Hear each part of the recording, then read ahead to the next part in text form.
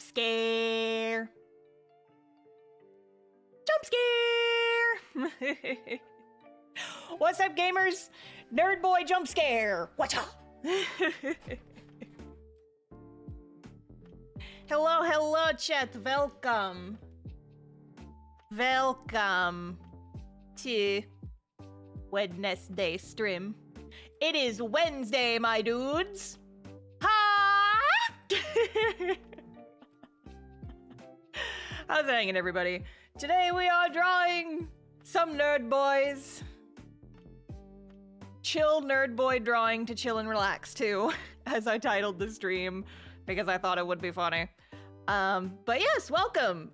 Today we shall be continuing our noble quest and drawing more original characters for my upcoming November video where I talk about all of my heckin' nerds.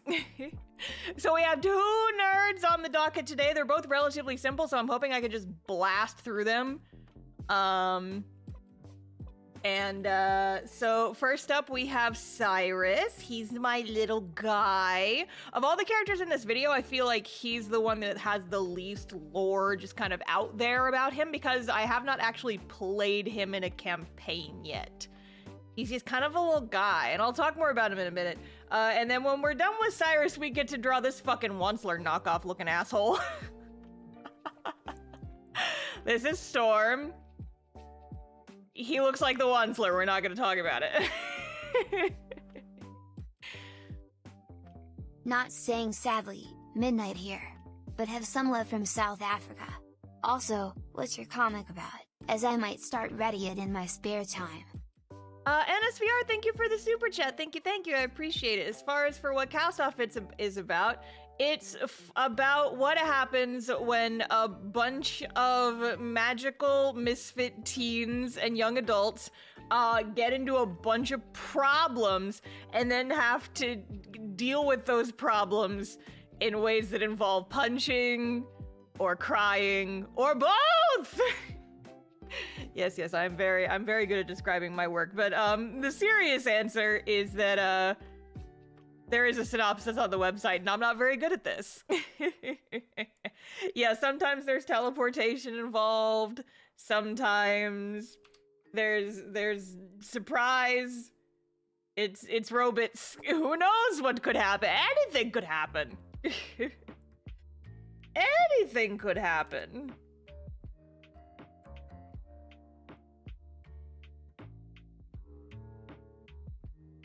A lot of kidnappings, a lot of them, several even. Wowza. You ever accidentally kidnapped a person? Our main character has. Multiple times! Yay!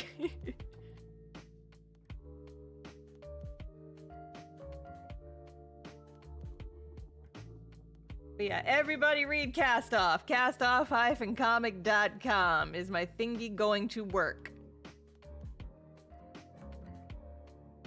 No. Thank you, chatbot. Appreciate it.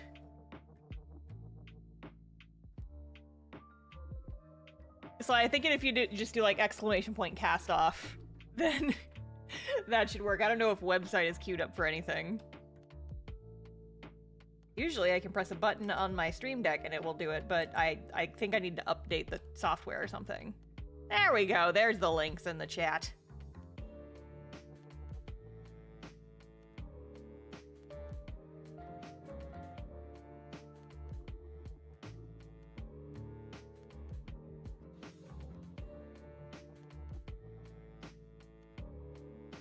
But yes, we are simply vibing today.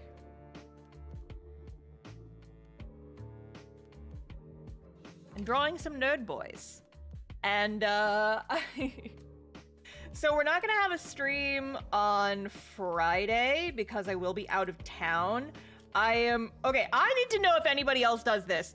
I need to know if anybody else is this level of unhinged workaholic as I am. Because maybe this is just a self-employed thing, But for me, whenever I go on a trip, especially a trip that involves an airport, I'm like, okay, I'm going to be spending X amount of dollars or X amount of hours in an airport over the next couple of days. I need to make sure that I have things to work on while I am sitting in the airport and then also on the airplane. Because I'm going to have like 3 hours in the airplane each way that I will not have access to internet, and so I can get some work done there. And then I will also have X number of hours in the airport for any given, for like on the way there and on the way back. So I like queued up a bunch of quote unquote airport homework that I can take on the trip with me so I don't get behind on my shit. I do this every time I go somewhere. Like, it doesn't matter where I'm going, what purpose I am going with. Like, if I'm going to visit friends, which is what this one is for, I'm going to a wedding, I have assigned myself airport homework. When I'm going to a convention, I make sure that I have some stuff that I can take with me on the plane for airplane homework. Does anyone else assign themselves airplane homework? Homework on vacation, that should be illegal. The vacation does not start until I am with the friends. Travel time is not vacation time. Airport time is pulling teeth. It's like, I am only at the airport because this is the liminal space that is required for me to get to my friends. Once I am actually with my friends, that is when the vacation starts. Airport is not vacation time. But it just feels like a waste of time otherwise. It just feels like I'm wasting my time otherwise. It's like, yeah, I'm gonna be sat in this fucking tiny ass airplane chair for like 3 hours. The least I can do to make this a little easier on myself is have something to do. And so I bring airport homework.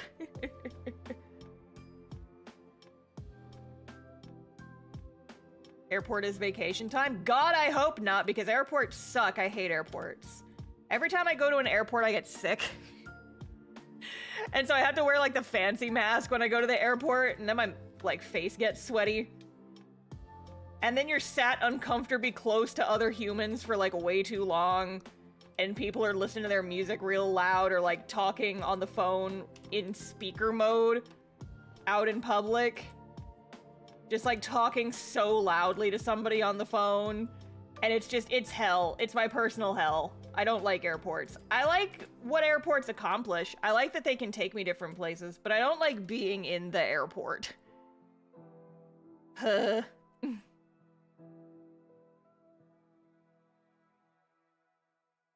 so it's like, if I'm going to be here, I might as well get some shit done. Because getting shit done makes my brain happy. No, I'm not a workaholic. What are you talking about? I don't even know the definition of that word. Don't use words I don't understand in my own stream chat.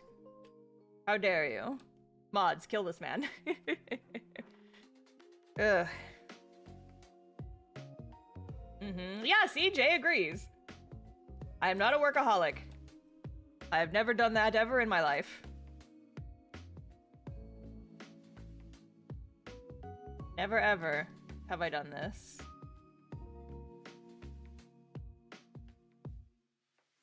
That was sarcastic and you know it. I don't know what the word sarcastic means. That is another word I don't know. And I just said not to use words that I don't know in my chat. So, honestly, banned. Quite frankly, honestly, banned. Very banned behavior of you. We've skied your schedule star. Have you? Have you really? Yes, you have. I posted it on social media. But listen. Listen. Where's Swordman? This is his channel. He's here. He's in the chat. He's right above you.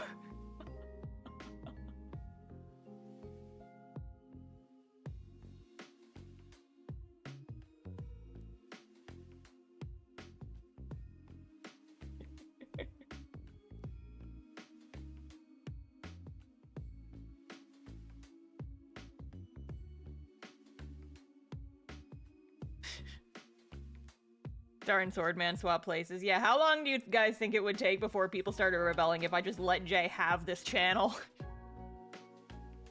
It's like, yeah, I run the video. I make all the videos, but then you come on a live stream with some, like, completely other dude, and everyone's just going along with it, and then, like, people who are new are just like, wait, where's Star? Isn't this her channel? And Jay's just like, no, this is my channel now. It's mine.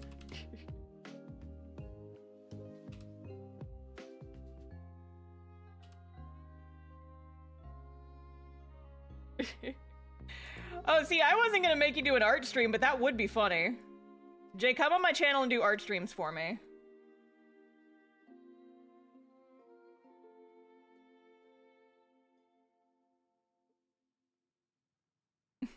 How do you choose outfits for your OCs? I'm struggling. Pinterest and crying are my two main tools.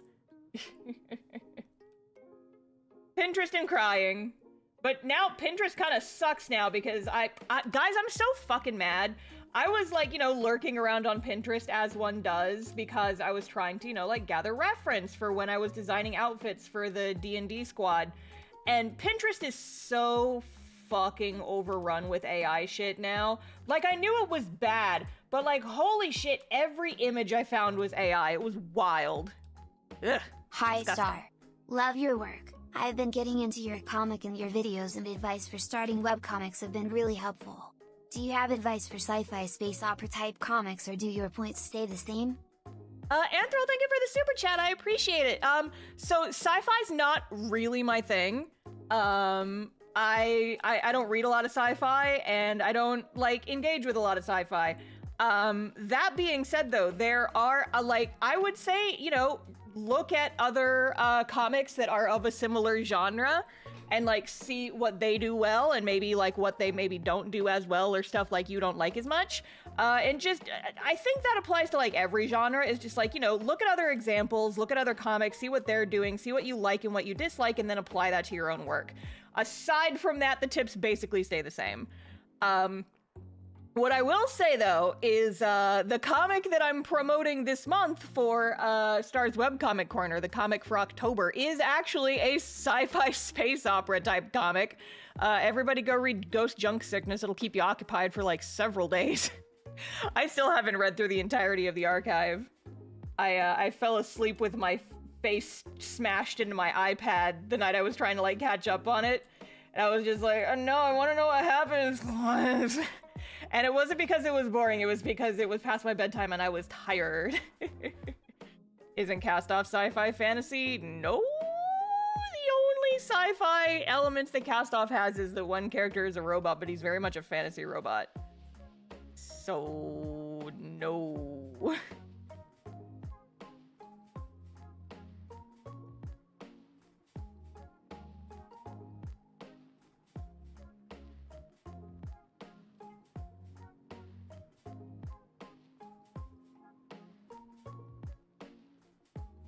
As far as Cast-Off's genre, I've been calling it like a low fantasy. You know how some series will be like high fantasy? Like Lord of the Rings, I feel like is your stereotypical high fantasy. It's like there's a lot of different fantasy like races and cultures. There's a lot of fantasy creatures running around. I have kind of always, it sounds stupid, but I've kind of always considered Cast-Off to be a low fantasy. Whereas, like, there's some fantasy elements, but it's largely just because I think those are fun, but I'm not, like, stuck in using a lot of fantasy tropes. Like, the only fantasy races, quote-unquote, that are in Cast-Off are elves, and elves are just humans that are radioactive. So, like, I tried to read Lord of the Rings as a kid. I could not get into it, and it was not for lack of trying. I want that to be extremely clear. I have a couple of friends, one in particular who I know very well, major Tolkien nerds. Like, they could recite the books if they've read them that many times. I love The Hobbit. I read The Hobbit in 3rd grade, and I thought it was a whole lot of fun. I've tried to read the main trilogy so many times. Guys, I don't like, it was boring. Jay, I know you. Is this just going to be a regular thing with you? And OBS disconnected too. Oh, I love that for me. Alright, I'm gonna be a cardboard cutout for a couple of minutes. Where are the creatures? Star, there are no creatures in Cast-Off. I'm sorry to disappoint you. I want there to be creatures. Whatever my next comic ends up being, I feel like I want there to be creatures, though.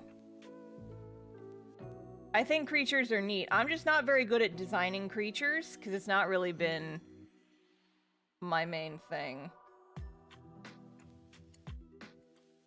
More horses? No, horses are evil, and I only draw them because I have to. Yeah, see, the trick is to, if you're not good at drawing cars, just make a fantasy comic, and then you'll be beset upon by having to draw horses all the time, which is arguably worse. Which is honestly arguably worse.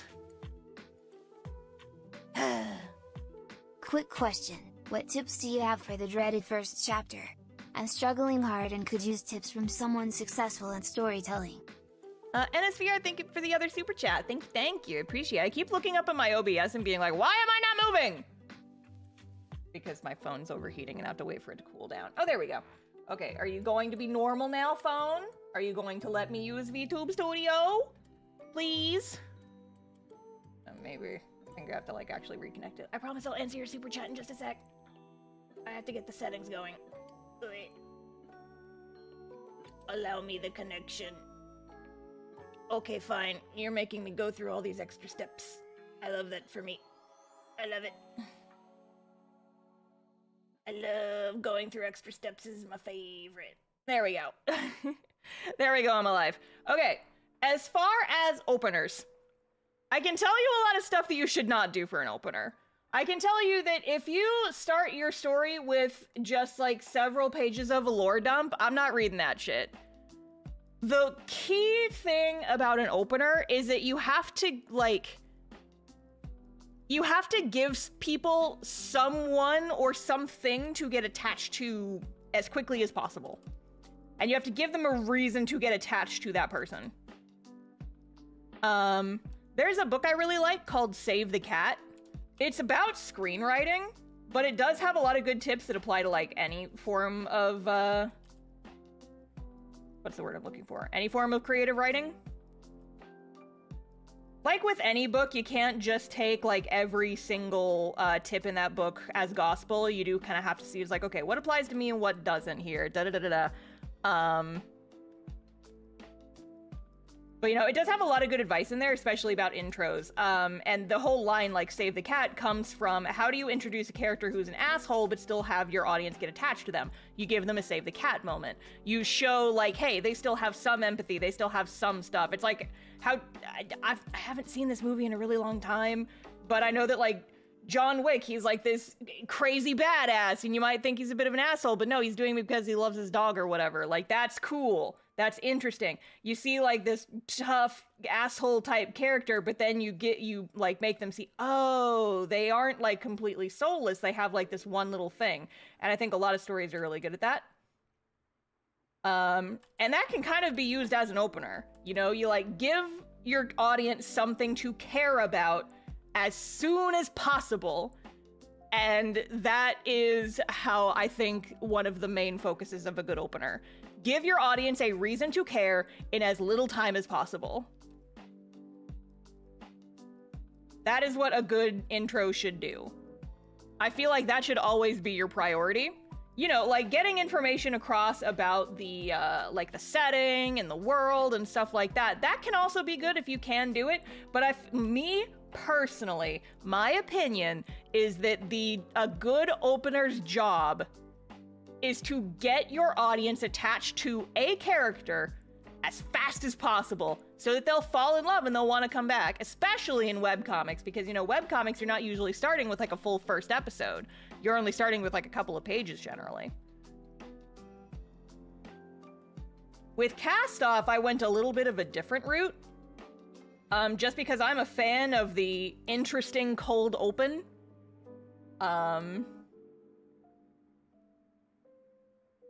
Cast Off's intro, I don't know if I've ever actually said this anywhere. I may have, but I don't think I like wrote it down anywhere. I think if I've ever said it somewhere, I said it on stream. The opening for Cast Off, the cold open for Cast Off, was actually very heavily inspired by Blue Exorcist. The opening of the Blue Exorcist anime I thought was so cool because it shoves you into something you don't know what's going on, and all it does is make you want to ask questions immediately. And that can be extremely compelling. that can be extremely compelling if it's done right. And I will find that 1,000 times more interesting than someone opening up a story and being like, in the olden times, the gods fought and the angels did a thing, and then there were the demons and the blood plague and the da da da da da da, and it does that for like 12 pages. I don't care, give me a reason to care. Final we still super have chat questions, for the you'll month. get them. I'm running You'll out get of the money, answers, lol. trust. So the consensus is to give the people a character attached to? Thanks for the advice. NSVR, thank you for the super chat. Yeah, that would be my main advice. But yeah, just like give your audience something to get interested in.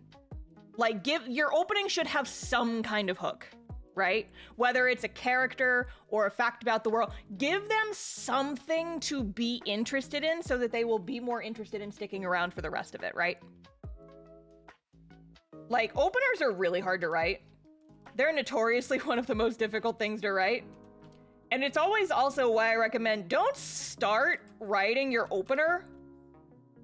Like, don't start your story by writing your opener. Your opener will come to you. Like, start writing the story. Don't worry about the opening. Don't worry about the opening right away. You don't have to write your book in order. You don't have to write your story in order. My MC is too boring, then give them something interesting. Like, that you've identified the problem, now how do you solve it? Don't just get stuck on this Another piece of writing advice I have for you guys, this is advice just in general. Identifying the problem is the first step to solving it, but the next step is working towards solving it, right? So, like, if you acknowledge that you have this problem, it's like, oh, this is a problem that I see with that story, okay, or I see with my story or my character. Okay, you've acknowledged the problem, you've identified the problem. That's good, that's the first step. How do you fix it? Don't just stew on the problem. You have to actively think of ways to fix the problem. So if your main character is too interesting, or too boring, how do you make them more interesting? How do you do that? How do you fix that? And if you don't know how to fix that, Google it, ask other artists, like, see what other people do. What makes a character interesting? Look at characters you like. Look at characters that you like. Why do you like them? Why do you think that they're interesting? And can you apply that lesson to your own characters? So much of art is just observing and learning from what others have already laid down.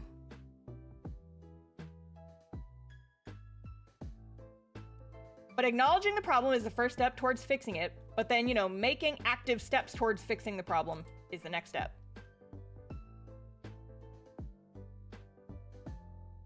Also, people say don't use certain tropes, fuck those people. Yes, exactly. You don't have to avoid certain tropes just because other people don't like them. The amount of people in my comments who said that they hate amnesia tropes, I could read that and say, it's like, oh, well, people online say that they don't like amnesia tropes, so even though I really like it, I feel like I probably shouldn't use it. Fuck that. You're not making your story for them. Who even are they? Random comments? You're not writing a story for them. You're writing a story for you. Write the story that's gonna make you excited. Write the story that's gonna make you happy. Who the fuck, like, genuinely, who the fuck cares what random people on the internet think? If I gave a shit about what random people thought of my webcomic, I never would have started it. Have I told you guys that if I had thinner skin, Castoff would never have gotten made? Because about 4 days, okay, so actually I have to go back a little further. The first draft of Castoff, the first time Castoff ever existed, I wrote the first chapter as a one-shot for an anthology that was put on by the comics department at the school that I went to for college. And so I did like the first, I think like 15 pages as just like a one-shot. It did not work as a one-shot. It was not good. It was basically Vector just trauma dumping on Ariana as a complete stranger. And then it was a one-shot comic that ended on a cliffhanger. I will openly admit, looking back on it now, it was not good. But, you know, over the next couple of years, I learned a lot. I improved a lot. And by the time I was ready, I was like, you know, a few years later, once I shelved my first webcomic, I had taken some time, I had like graduated college, I had gotten a little bit more settled, and I was ready to start making Cast Off. And then, like less than a month, I don't know if I've ever told the story, less than a month before I started posting Cast Off online, like I'd already started writing it, I found by chance a review of that comic anthology that my series, that Cast Off Story was in, like the very first one. Someone had like bought the anthology and had posted a review of it on their blog, and I was like, oh, this is so cool, I want to read this. I read it. Their review of Cast Off was scathing. Like, they basically just spent an entire paragraph talking about how it sucked. And the problem that I had was that I agreed with them. And they were just talking about it as like, this is so boring. What even is this? Da-da-da-da-da. I had just started writing it. If I had thinner skin, I would have shelved Cast Off because of that, and I never would have come back. I'm legally not allowed to say swears. Sorry. Oh. I think Vector thinks there's a swear in there. Oh, it's probably because of the word assume. Vector, I need to work on your profanity filter. But NSVR, thank you for the super chat. The quote I love from Harlan Ellison is to write for the smartest audience in the world, which is yourself. Just assume others are smarter than you and don't treat the audience like morons. Exactly. It's all very good advice. But yeah. So like I was saying, if I had thinner skin, if I loved the story less, that could have killed Cast Off. That review could have killed the comic in its infancy. Could have, like, completely made me stop making the comic before I ever started. Before I ever posted anything online, that review could have been the thing that killed it. But here's the thing. I'm not writing comics for that guy. That person is not my target demographic. What would you have made instead? Probably nothing is the thing. Because I feel like that could have very easily been the thing that stopped me from, like, ever putting anything else on the internet. That very easily could have been the thing that stopped me in my tracks. I could have lost every ounce of motivation I ever had from one bad review. And honestly, if I had found that a couple years earlier, that would have been the thing that killed me. That could have been it for me. Like, seeing that was like the first really negative review for anything I'd ever gotten. And that destroyed me. But the thing is, I'm not making comics for that guy. I don't even know this guy. I don't even know this asshole. I don't know this punk. Why the fuck do I care what he thinks about a comic that's like, I can already acknowledge at that point in time that it was bad and it needed work? Who the fuck cares what that guy thinks? I'm not making this for you. I don't make this for you. I make this for me. You don't have to like it, because I like it. And that is the most important thing. Because it's my project and I'm having fun with it. And if people tell you they don't like it, then they can fuck off. It's not for you. It's like that scene from Rocky Horror. It's like, oh, well, I don't like a man who's too muscly. Well, I didn't make him for you. Treat all your art like that. You're not making it for random people on the internet. You're not making it for your critics. You can't try to... You can't market yourself. You can't make art for people who are not going to like it. You can't sell a motorcycle to a toddler, right? Like, so don't waste your time thinking about what they think about your work. Make stuff for yourself. Prioritize your own happiness and your own well-being. And if you want to use that overused trope that you love, even if everybody else hates it, I guarantee you, first of all, that not everybody hates it. Sometimes there's just vocal people online. They do not represent every single person on the internet. Just because you see opinion a lot doesn't mean that everybody automatically agrees with it, because I love amnesia tropes. I think it's fun. You gotta do it right. There are ways to do it wrong. But I love amnesia tropes and I use them all the damn time. And I will continue to do so because I find them interesting. I don't write my work for people who hate amnesia tropes at the drop of a hat. It's not for them. Not for them. It's for me. So if I have any advice for creators, don't give a shit about what other people think. If you're making this for you, then make it for you. Unapologetically for you. And if people don't like it, then fuck them. It's not for them. You didn't make it for them. Why do you care about what they think? Toddlers are pretty impulsive, could probably sell a motorcycle to them. With what money, Holly? With what money would a toddler buy a motorcycle? With what dollars?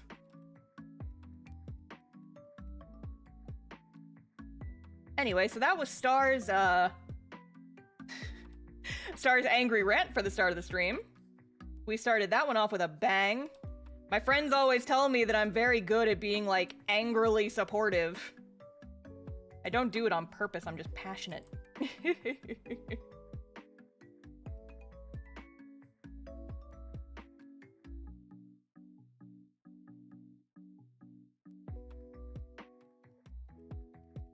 How exactly do you think you do an amnesia trope right? AI the Somnium Files.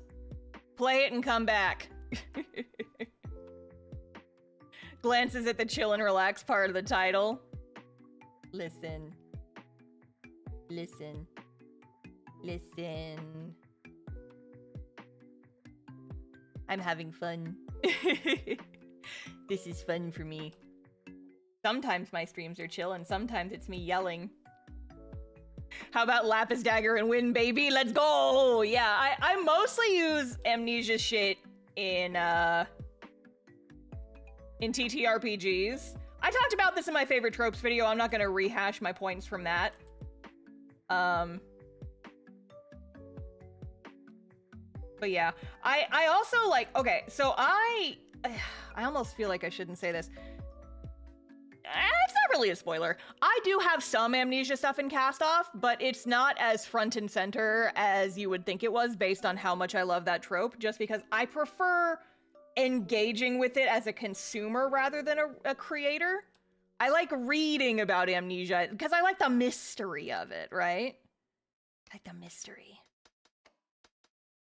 But when I do it in TTRPGs, the DM knows and I don't, and that's fun for me. Aha!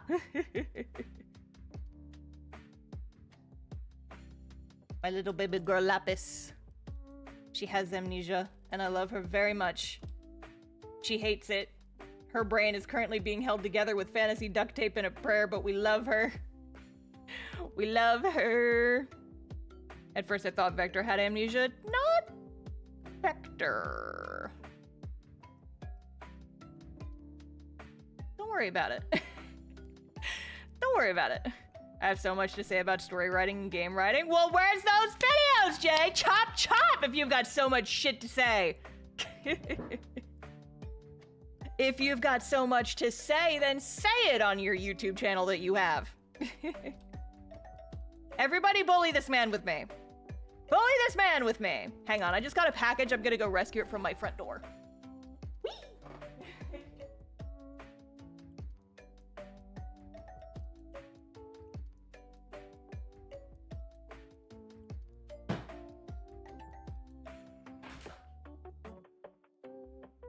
Package obtained.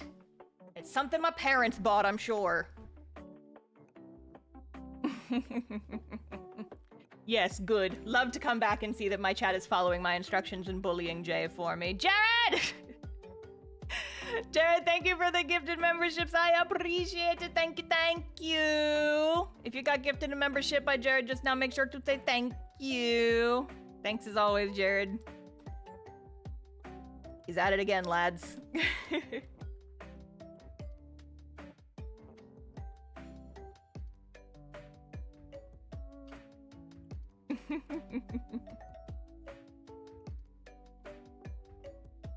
CJ, the people want you to rant. The people want you to rant.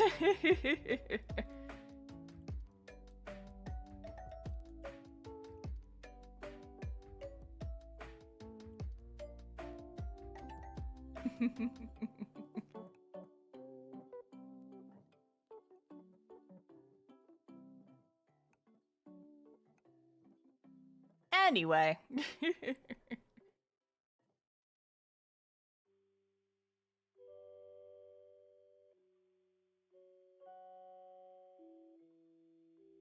What are hands? What are they really?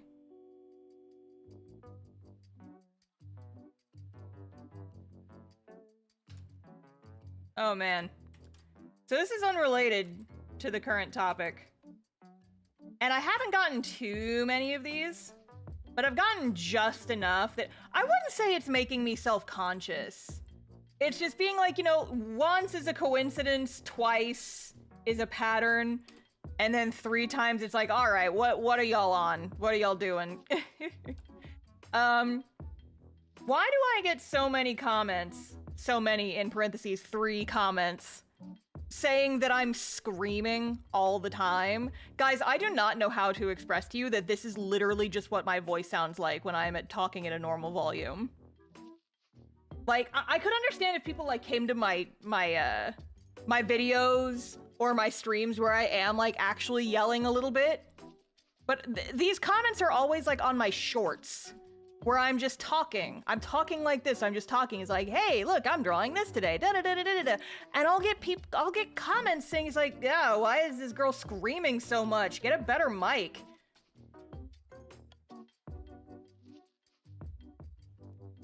I don't get it. The guy, like, this is literally just my voice. Yeah, the earbuds on too high? Clearly. I just... It's like, guys, I don't know how to explain it to you that this is just what my voice sounds like.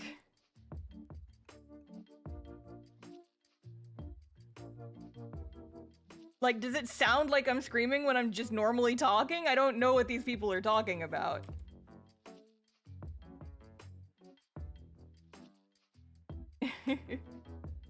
They need to turn down your volume. Yeah, volume settings. Like, I guess it could make sense, like, if they have their headphones turned up really high or something, and then they get to one of my videos, because I try to make sure that my audio is balanced so that my voice is nice and clear. And that does include, like, turning up my volume and making sure that, like, you know, my voice is very audible above whatever music I'm like, playing in the background. But I never have it so loud that it, like, actually clips the speakers, right? Do shorts not have audio settings? I don't record them in shorts. I record them on my computer and then I edit them together in Premiere. So yes, they do.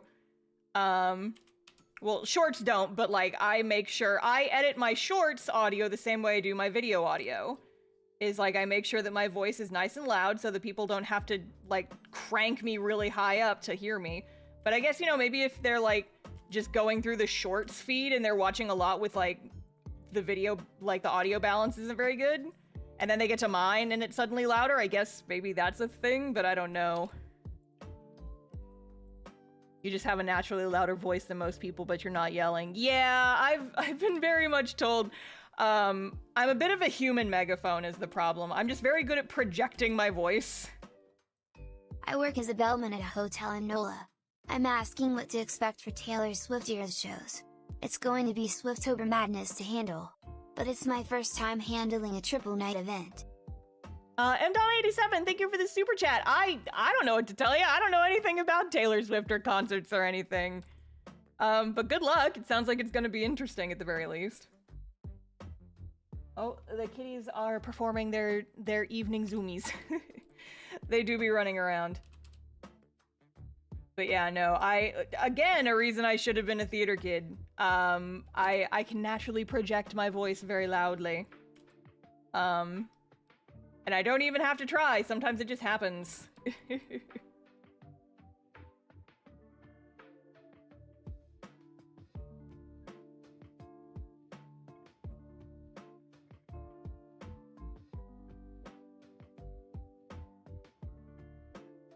How do you do that? Wish I knew, bud. Honestly, I think it's just... I'm just a naturally loud person. I don't know what to tell you. I don't know how to give advice on... That's like asking someone, how do you be tall? I don't know, genetics. I'm just like this, I'm not trying. I'm just obnoxious, I'm sorry. I'm glad that so many people like my obnoxiousness because it's what I do for a living now. I come onto the website and I scream. And the people seem to enjoy. So I keep doing it.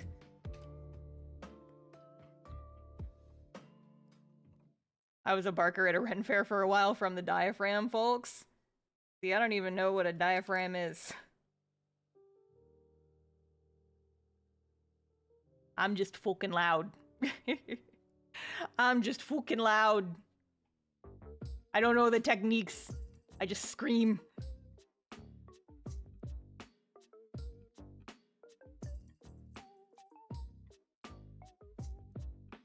Look at this fucking little guy. Look at him, he's so cute. Cute, little, slightly unethical, little magic boy. He's just a little guy. Here to do enchantment magic. And fuck around a little bit. Does Nerd Boy have lore? Nerd Boy has a little lore, but Nerd Boy does not have as much lore as some of my other characters because, like I said, I've never actually used him in anything yet. I was going to play him in a one-shot, I was gonna play him in a campaign that didn't end up panning out. We only played like a session and a half. And so I've kind of been saving him. And I was gonna play him in our Sunday campaign, but I ended up doing Lapis instead for a couple of different reasons. My main one being, like, I feel like Cyrus's personality, this guy's Cyrus, by the way, I feel like his personality is just so different from mine, I would have had a hard time role-playing him, and so I was kind of nervous. And that was the main reason that I didn't. Cyrus's whole thing, he's got, like, a couple of different backstories, depending, but because... Like I said, I love amnesia tropes. I feel like I have to draw the line somewhere, and one of his potential backstories did involve amnesia. But I feel like now I've got too many characters with that as a plot line, so I feel like I need to just, you know, like, give him the other one by default. But basically, the non-amnesiac version of his story is that he is like a TA or like a research assistant or something at a big fancy magical university. And on an archaeological study, he was doing field work with all the other folks from his program, and they were digging around on this archaeological site, and he touched an artifact that he was not supposed to touch, and it gave him a plant curse. And so now he's part plant. It could have killed him. Like, so the idea I had is that the curse was supposed to be, it was like this old, like, fae village type of thing.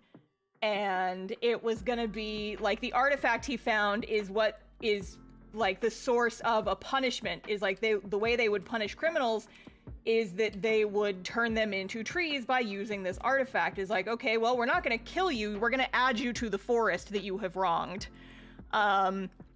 And so you, like, make them touch this artifact, and then they turn into a tree, and then you put the artifact away.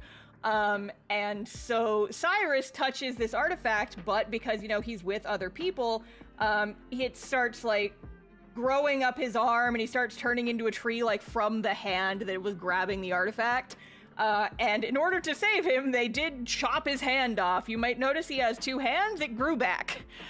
Because he was holding it just long enough for him to get planted enough, but, like, you know, chopping his arm off and making him, like, lose the artifact, it did stop the curse, but it did have enough time to set in that it did, like, fundamentally change, like, the kind of being that he is. So now he's just kind of like a half-plant guy. But as far as his class, he is an enchantment wizard and archfey warlock, and the archfey bit do come from the curse, and the wizard bit come from he's a nerd. Basically what I'm kind of thinking is like he suddenly gets like these enchantment powers, and he starts by using them to make people stop bullying him. And then he realizes, oh, I can kind of use these powers to make people do whatever I want. Like these people who've been tormenting me for years, I can just make them stop bullying me. That's really convenient. What else can I do? And so like he's one of those characters who could like very easily like have a villain turn if I wanted him to. An interesting little guy. An interesting little guy. But he's my special little guy. And I love him. He's green. He is the green in my tiefling color wheel. And I love him very much. Let me get my document with his colors open.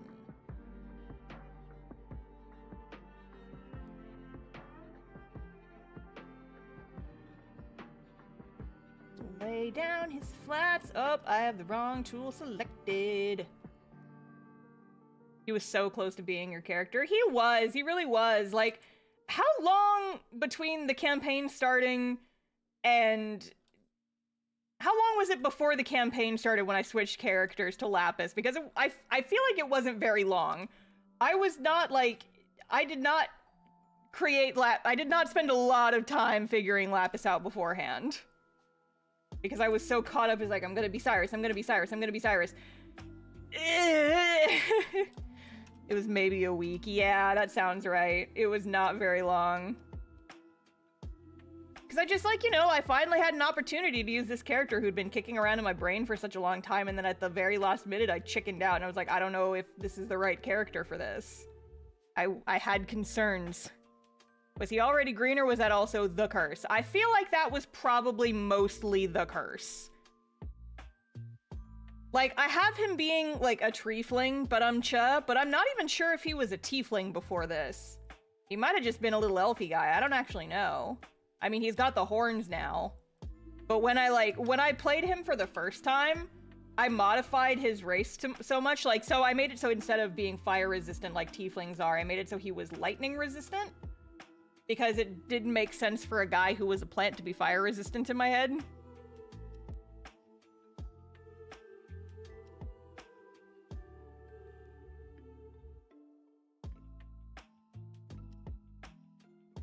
He's just a different and special little guy. He's got a lot going on. But like, to be fair, a lot of my other tieflings are not tieflings. A lot of them are changelings. A few of them are like other things. Verity's technically not a tiefling anymore. She's a homebrew race. There's just a lot going on. Is your green tiefling? Tiefling with an asterisk, but yes. Hey guys, I gotta go to the bathroom. I'm gonna take a little break. Don't go anywhere. I'll be right back.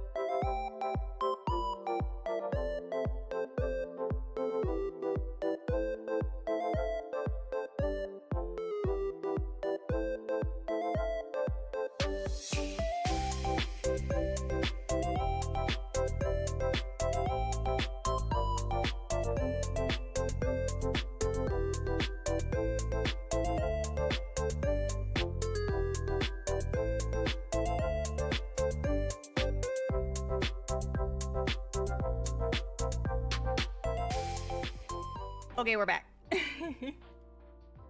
We are back. Back to coloring a nerd. Nerd colors. Wowza.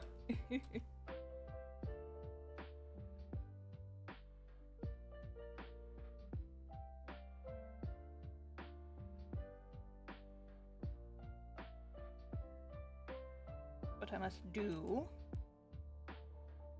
So I haven't said this, but it's a color thing. One of his eyes is a little fucked up.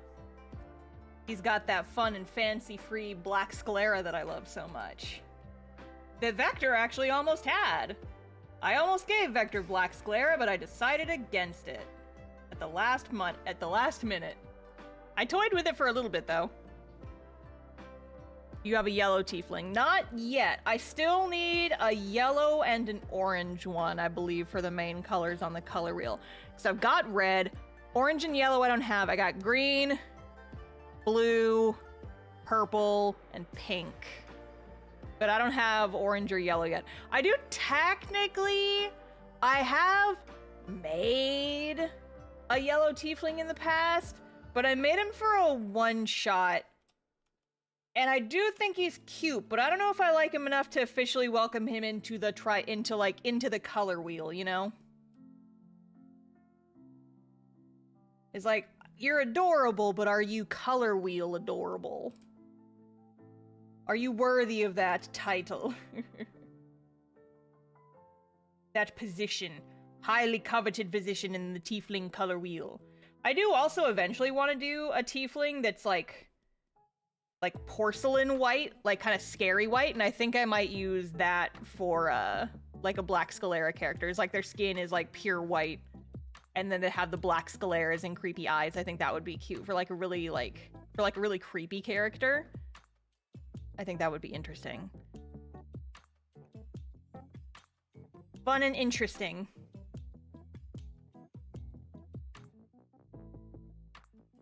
Okay, oh, not the button I meant to press.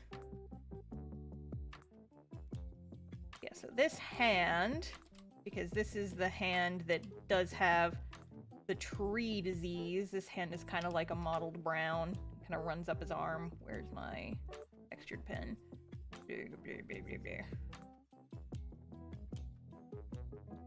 Get some mottled color in there.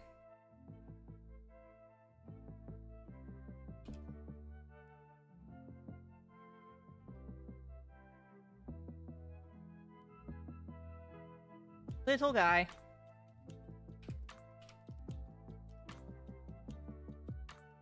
But he's got a little bit of the tree nonsense on both of his hands.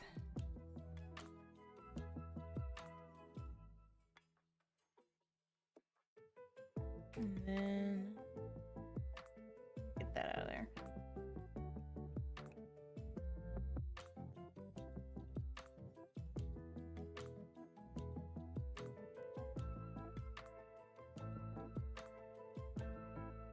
I've joked that Cyrus is, OBS, no! OBS! It happened again!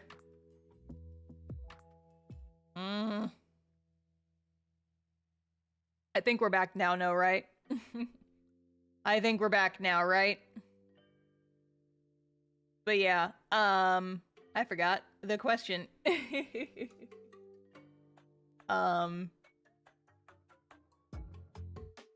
But yeah, so I do long form videos once a month. And because of sponsors, I usually do them around the middle of the month. So. Vector, are you gonna read that super chat? Superstar, I keep missing your live streams because of work, but not this time. Also question if I send you some art or just hoping to any or just cast off. Monty Red Dragon, thank you for the super chat. I appreciate it. You can like always like send me stuff, but you know, if you want it to be for like the art reel or something, I would prefer it to be, you know, one of my actual characters. I think I've mentioned this before, but I did just recently change. I added a few new rules for the fan art section on the like the fan art reel at the start of my streams and everything, just to make it a little bit more clear. But yeah, He's like, you guys are always welcome to send me fan art. I would love to view them with my eyeballs. That's actually one thing I want to do in my new journal that I'm starting. Is I want to start... Did I do this wrong? No, okay, I'm safe. I want to start, like, printing fan art that people send me and, like, putting it in my sketchbook, or not my sketchbook, like my journals and my planners and stuff, because I think that would be fun and nice. I have, like, a couple of pieces that people have given me in person, and I keep them... Some of them go in a binder, and then some of them I have... If I have space for them, I have, like, a bulletin board in my room that I put stuff on. I just put fan art in, but didn't show. I only update it once a month. So if it hasn't gotten in yet, then I just haven't I don't update it before every single stream. I only update it, like, once a month or so. So... Patience, patience. I unfortunately am too busy to update it for every single stream, but I do appreciate stuff the folks send me. I'm just a busy person, you know? If I had somebody to, like, help me do it, it could be done, but at the moment it is just me, you know?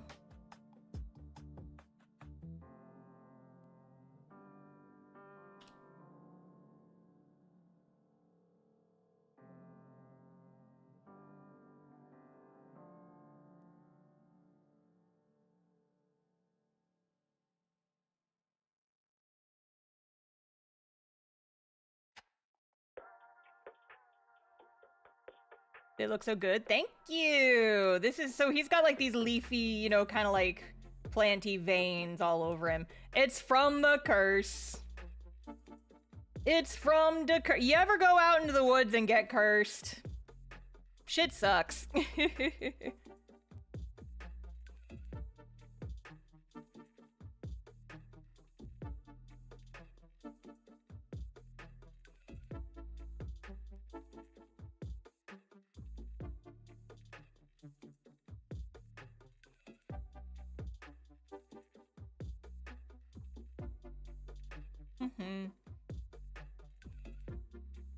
It's surprisingly common for adventurers. Yeah, I know, right? There's just so many ways to get cursed. Dumb ways to get cursed. So many dumb ways to get cursed.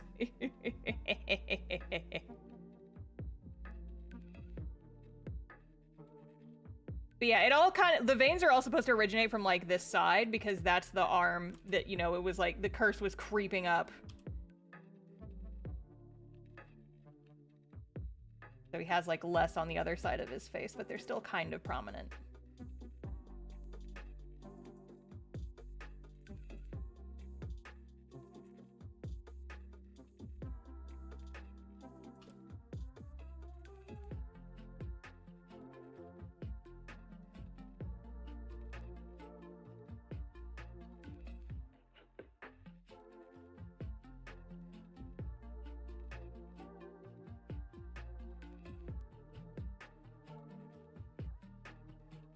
I would say that the veins are, like, the most prominent over here. You know what I do want to make a character with someday? Like, you ever have a character design wish list of just, like, stuff you think looks cool, and you're like, man, one of these days I gotta design a character with that. One of these days I gotta design a character with that. I actually have one that's been on my list for a while. Have you guys ever heard of Lichtenberg figures? I want to design a character with one of those one day. It's kind of similar to what I'm doing. It's like the scars that get left behind when somebody gets struck by lightning and lives. Google it. It looks rad as hell. It's like lightning on your skin because it, like, travels through your veins. And I don't know exactly what causes...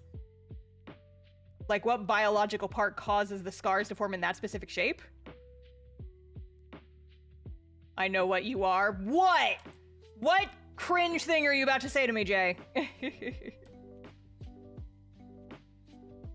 Michael from the TMA flashbacks. Listen, that's how I learned what they were called. No, I don't think it was. I don't think that was the first time I'd ever heard of them.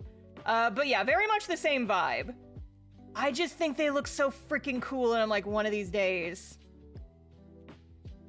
I gotta make a character with that. Because that looks so cool. Would it be a pain in the ass to draw every single time? Yes.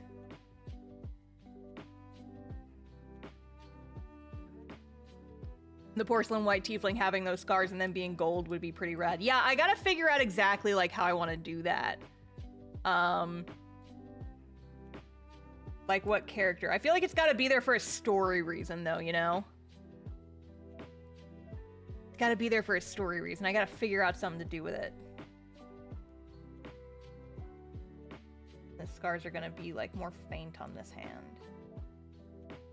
Still visible, but not as such.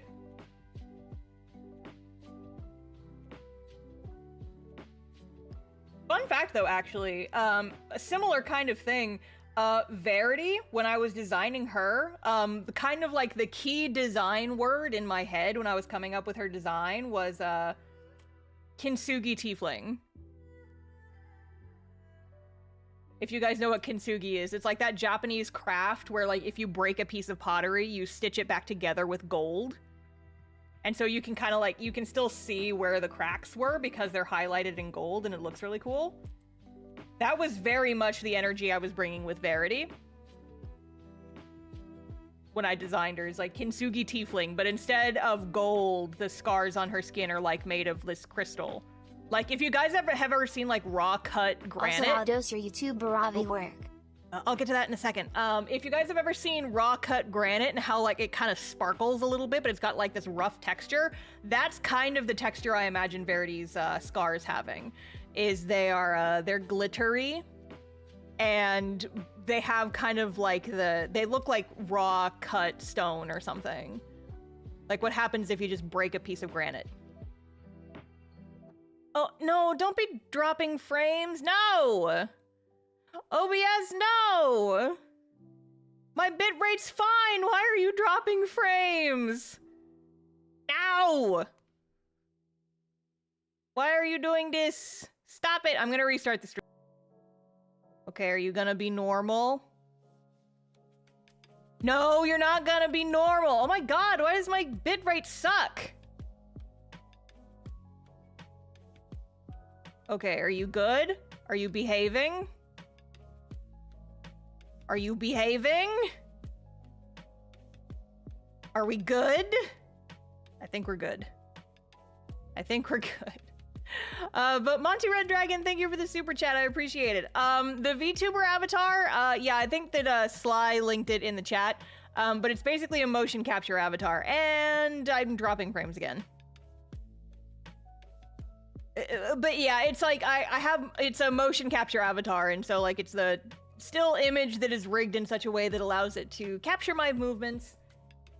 It's very cool. You can Google how like VTubers work. It's a very interesting technology that I don't have the visuals to show and explain fully well. But yes.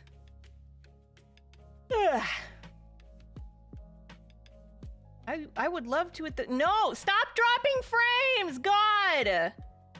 Why? My bitrate is fine! Okay, OBS, be normal. Oh my god!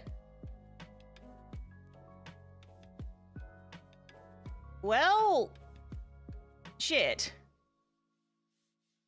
Oh, okay, okay. My bitrate is going back up. I think we're good. I think we're good. I love it when technology behaves itself. I love it. I love this for me. I was gonna try and finish 2 little dudes tonight. And honestly, this is just throwing off the vibe so hard. Like how, truly. I am just gonna continue trying to draw my little guys and hope that my stream setup behaves. I can't keep doing this. We can't keep doing this. It's a pain in my ass. Rah, rah, rah.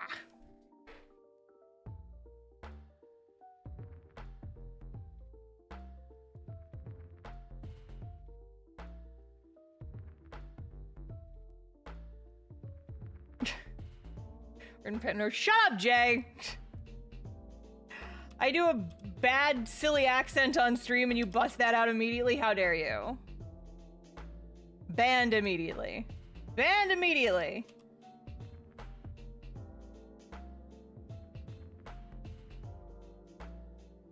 Banned.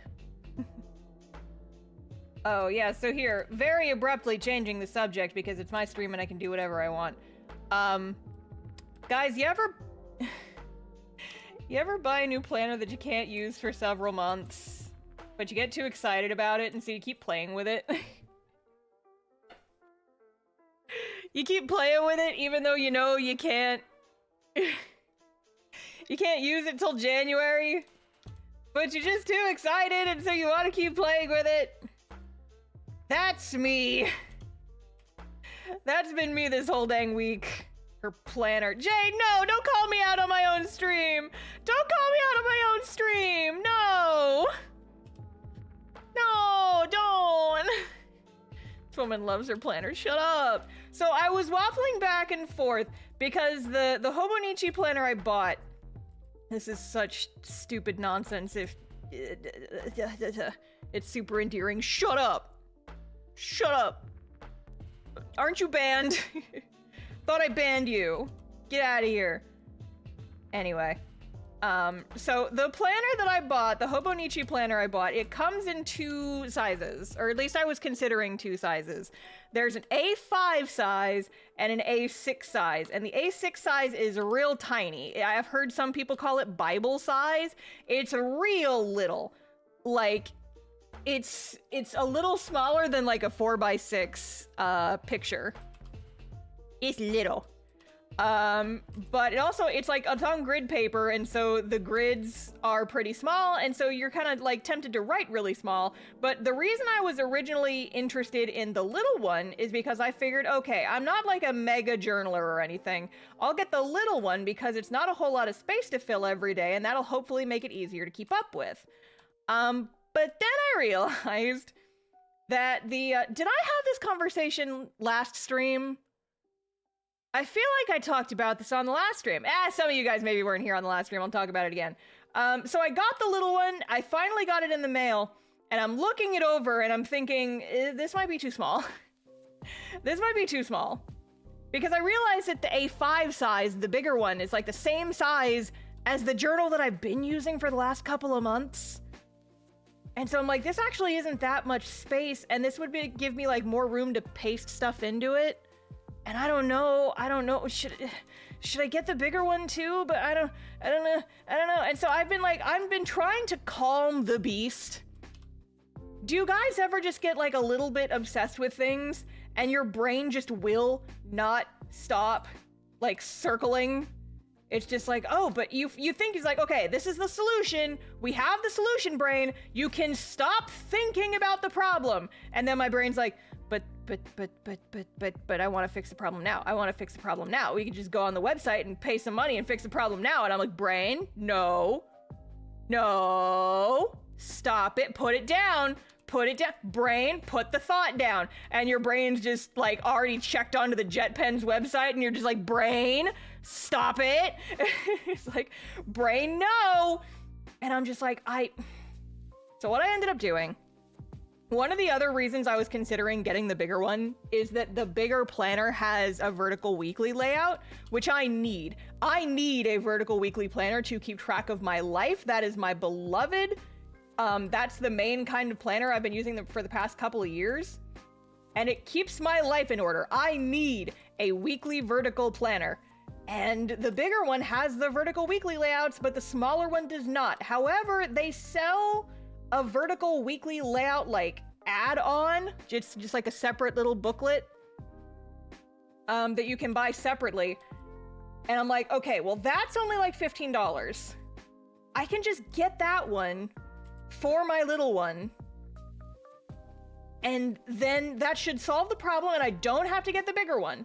I'll just make do with my tiny one, and the tiny one will be fine, brain. And so I don't need to spend all this money on the bigger one. And we're gonna calm down now, right, brain? And my brain's still like, could still buy the bigger one though. Could still buy the bigger one though. There's nothing really stopping you from buying the bigger one, you know? And I'm just like, no, stop it. Put the thought down.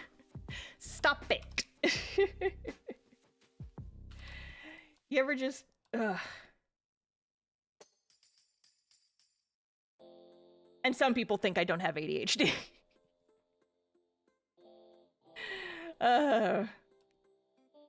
I just need it to be next year already so I can play in my new planner. Damn it. Planners nearly never helped me in the past, so a friend recommended bullet journaling to me and I'm going down a rabbit hole. See, that's my thing, is I'd like heard of bullet journaling, but bullet journaling was actually like one of the things that stopped me from keeping a journal for so long. Is I would always see the girlies with their really pretty bullet journals and like all the fancy layouts they would do, and they would like spend all their times making these really artistic and like beautiful to-do lists and stuff. And it intimidated me so much because I thought, oh, well, if I'm not doing that, then I shouldn't do it. And I have recently come to the conclusion that no, that's stupid. It's my journal and I'm not gonna turn into a journaling influencer, so my layouts don't have to be that pretty. I can just kind of do whatever I want. Who has time for that? These people apparently, but they also do it for social media, which means that it's kind of a job for them, so like I get it. But yeah, like I could, my God, I could never. Like I've been watching a lot of journaling videos on like TikTok and stuff during my no brain hour that I take every day, where it's just like, okay, I've reached a point where my brain does not want to function anymore and it's like 2 p.m. I'm gonna go lay in bed and I'm gonna watch TikToks for like 30 minutes to an hour and just veg out for a bit, and that'll recharge the brain. I've been watching a lot of like journaling videos during that point, and a lot of them are relaxing, but a lot of them make me break out in hives. If I see like a really intricate to-do list video, like bullet journals are about a 50-50 hit or miss for me. And the 50% that miss, they make me so itchy, they make my anxiety worse. It's like, yes, I acknowledge that like this is a very well put together video of you generating like your planner layout for next week. If I keep watching this, I am going to break out in hives because it stresses me out to watch. It's like, yes, that layout is very pretty, very cute to-do list. In the time it took you to make that to-do list with all your fancy markers and the fancy stickers and the fancy washi tapes and da-da-da-da-da-da, you could have accomplished everything on your to-do list. You could have done all of it in the time it took you to write that to-do list. And it just makes me go a little bit crazy. It makes me go just a little bit crazy.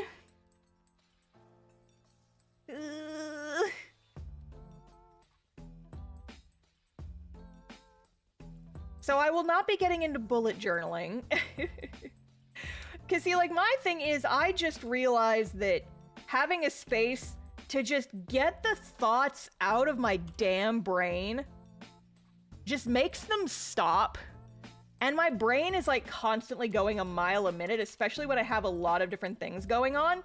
And I was talking to my dad about this, and I realized, like, halfway through that conversation, I think that part of it is genuinely an object permanence thing. Because one of my biggest struggles with ADHD and all that stuff is object permanence. If I stop thinking about something, it does not exist. If I'm not actively engaged in thinking about something, then I'm going to forget it, and I know this about myself. And so my brain will just like constantly think the same thought over and over and over again, as if to remind me, hey, this is a thought you need to be having. This is a thing you need to be thinking about it, and so we're going to circle the drain and keep having the exact same thought until you do something about it. And a lot of times for me, it's like, oh, this is a chore I need to do. And so I'll write it down in my Trello. I've been using Trello up until now. And that was Trello helps a lot. I genuinely don't think I could survive without Trello at this point, because like what I've done with Trello is I've made it so that my regularly repeating tasks are all automated. And so every morning I wake up, depending on what day of the week / month it is, my Trello will automatically generate a daily to-do list for me.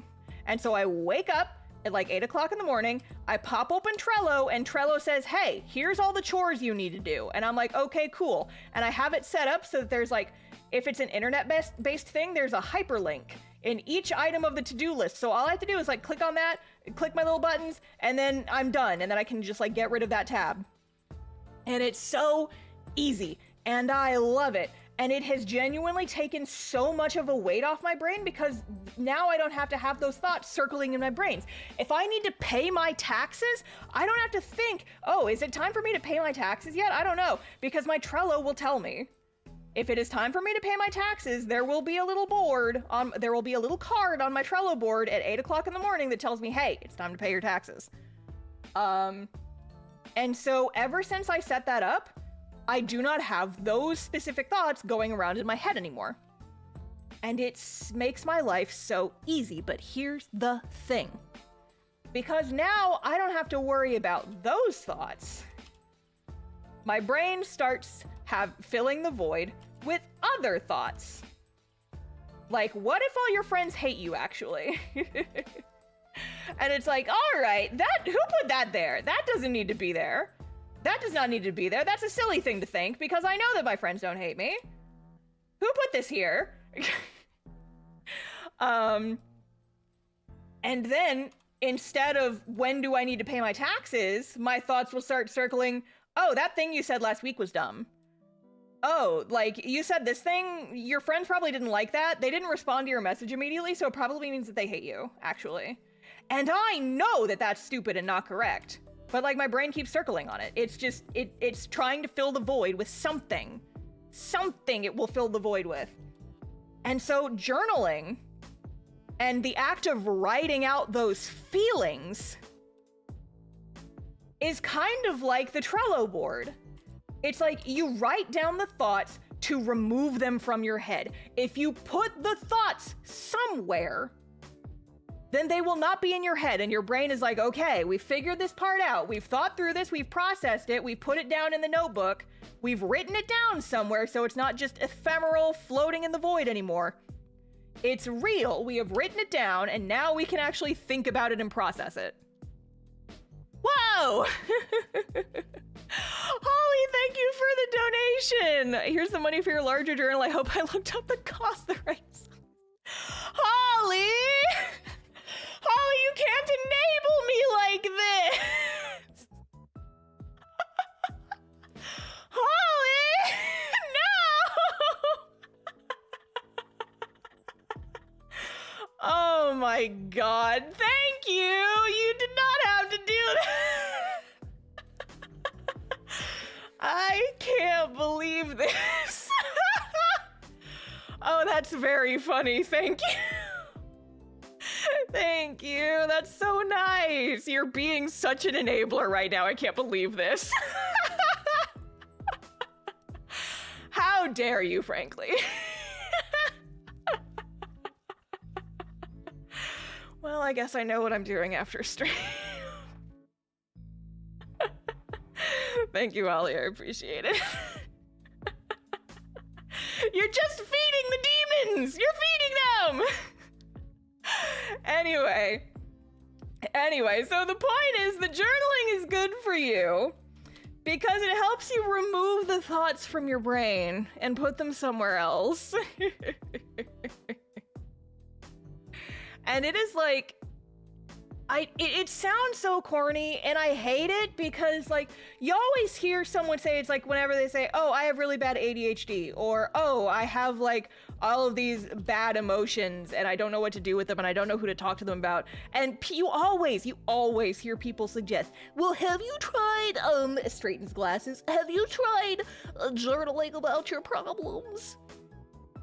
And it's like, it sounds like, it's like, oh, well, have you tried meditation? Have you tried natural supplements? Have you tried going outside and standing in the sunshine and doing yoga and touching grass? Have you ever done this? And because it sounds like hippie bullshit! Because the people who recommend it are usually on some hippie bullshit! But chat, I hate to admit it, but it does work. It does work. Because, like, my thing is, I started journaling I'm gonna make a video about this eventually. I started journaling because I had just gotten back into sketchbooking, right? Like over the summer, I got back into sketchbooking mostly because of that Ohuhu sponsorship I did. And then I was very much just like, oh wow, I like using this like physical thing. It's nice having a physical thing here. I want to fill this with art and thoughts and it's gonna be fun and I have all these new pens and we're gonna have fun. However, around the same time that I was getting back into sketchbooking and having all that happen, your girl was going through some rough shit. Your girl was not having a good time. Your girl was having a real bad time, actually. And a lot of it was, a lot of the bad feelings were stemming from problems that I could do nothing about. And that made it worse. Because then it's like, all I can do is stew in these feelings. There's literally like really nothing I can do to solve this problem faster. I just kind of have to let it work itself out. And I hate it because now I'm just sitting here suffering and just feeling awful every single day, and I have all these feelings and I feel like I can't talk to anybody about them, and the people that I can talk to have heard it all already, but my brain was still spinning, my brain was circling, and I'm like, I don't know what to do with these fucking thoughts, but this is driving me crazy. I have to do something. And so I look at the little sketchbook on my table, and at some point it just hit a nexus point of I can't sit like this anymore. I have to do something. And so I had like my little moleskin sketchbook on the table next to me. And I was just so overwhelmed with these feelings, I just picked up my little journal, my little sketchbook, and I just started writing in it. And I just started writing. And it was not like a, dear diary, today with da-da-da-da-da. I just literally jumped in and I was just like, I did, and then this happened and I feel really bad about it because this, and then also this, but then also this thing, and then this thing, and then also this, and then da-da-da. And I filled like 3 or 4 pages in like 10 minutes. I just basically vomited my feelings onto the page. And it's disconnected again. I love technical difficulties. Okay, I'm a cardboard cutout until my phone stops overheating. I don't want to have to get a new phone. I don't want to get a new phone, but this one keeps overheating now. What the fuck? I need to get a phone cooler? Jesus. Yeah, I'm stuck in permanent surprise Starface now. We're just gonna live with it. But yeah, and so like that very first time, I thought, I just sat and I just journaled and I just like wrote out all my feelings, just blah onto the page, and it looked like the scrawlings of a madman. I didn't care about making it pretty. I just wanted to get the thoughts out of my head. I was just like, get them out, get them out, get them out. And afterwards, I like immediately felt better. I did not feel like the problems had been solved, but like I personally just felt better. And I was like, oh, did that actually like kind of help? Okay, that's interesting. And so then I just started doing it more frequently. I didn't try to make it a daily thing. I was just like, whenever I had too many feelings, I would just like grab my little sketchbook and I would do what I started calling sad girl journals. And I would just take all my sad girl thoughts and I would put them in my journal. And then when I was done, I would feel better. And it was like, oh, this is nice. And so this is not the right word, but I basically just like kind of Pavloved myself into just like, okay, if we're having bad feelings, go write it down. Go write it down. Go put it in the sad girl book. Go put your feelings in the sad girl book and then you'll feel better. And like most of the time, again, it did not solve the problems, but it did help a lot. Hang on, I'm trying to get my phone reconnected now that it's conditioned is the word. Yeah, that's a better word for it. Oh, VTube Studio crashed. That's fun. Fun for me. Let's try and get this reconnected now. Yippee. I would love to not be in shocked and surprised face. Please.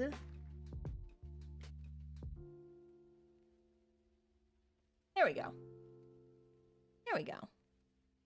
I can move again, chat. I can schmoove again. Wowie gee willikers.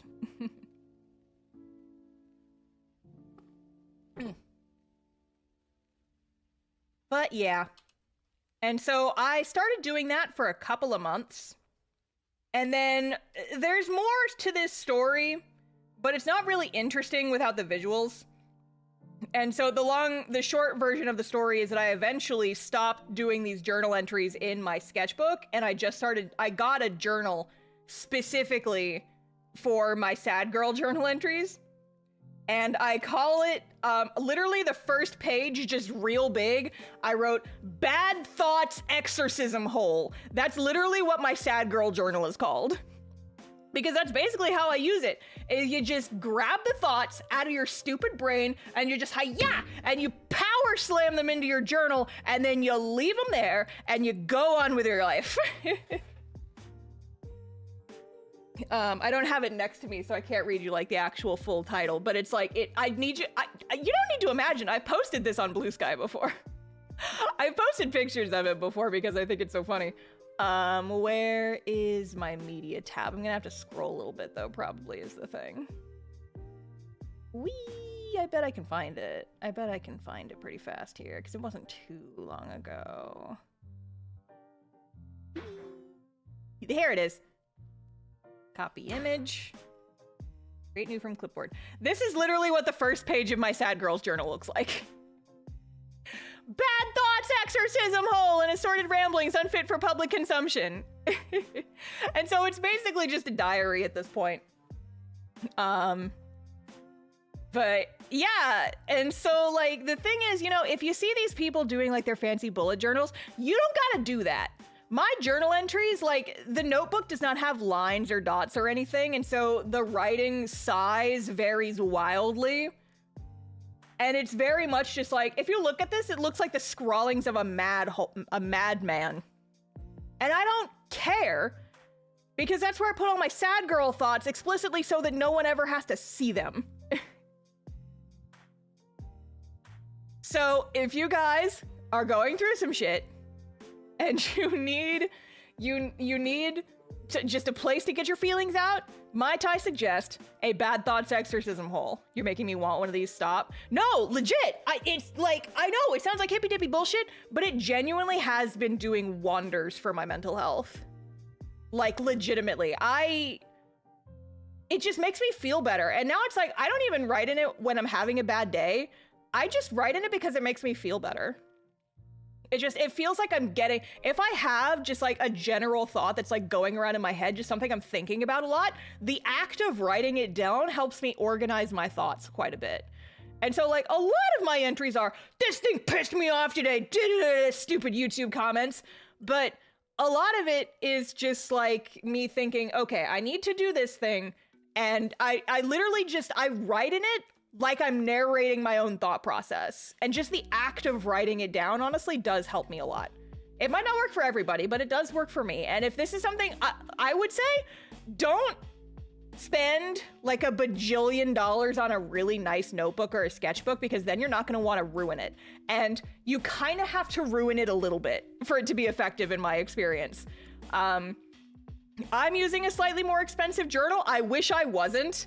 I'm only using it because I bought it thinking it would make a good sketchbook, and then it didn't because the paper was too thin. And so I'm like, okay, you know what? This is just my journal now. This is my diary. This is the bad thoughts exorcism hole. But it's just like, it's kind of incredible how much it has genuinely helped. And so like, it might not work for everybody, but I do recommend at least trying it, right? I definitely don't do the, dear diary, today I'm feeling bad because I literally just jump into it and I write down exactly what I'm thinking. And so I'll literally just like I usually date my entries, but then I'll literally just jump straight into, I've been thinking too much about this thing. And it's making me feel bad because on the one hand this, but on the other hand this, and da-da-da-da-da-da-da-da. And I literally just like narrate. I write how I narrate my thoughts, essentially. And it sounds like such hippy dippy bullshit, but it really does work. And this is going to be the topic of a video for me eventually. So I will be making a video about this at some point. I don't know when exactly. Next year at the earliest. I have two kind of convergent videos that I want to do. One is about how I have purchased too many sketchbooks. And then how the purchasing of too many, because like they lead into each other, right? I might separate it into two separate videos. It depends. But the journaling habit started as a sketchbooking habit, and then it evolved into a journaling habit. And so the two topics do kind of mesh together. We'll see. We'll see. It sounds like something I should try, but it sounds like such BS. No, it does, it does, it does. I fully admit that it sounds like bullshit. That's why I didn't start until now. Because it sounds so dumb and stupid. But it, like, I hate that it helps because it does. But like, I mean, I know it sounds stupid. I would recommend, you know, just like at least try it and see if it works for you. If it doesn't, you don't have to keep doing it. But it did work for me, and I'm someone who struggles with like a lot of shit. And it did genuinely like kind of help me get my thoughts together. So, you know, just like, it's not for everybody. Nothing is for everybody, but like if the spirit moves you, I would say at least try it, you know?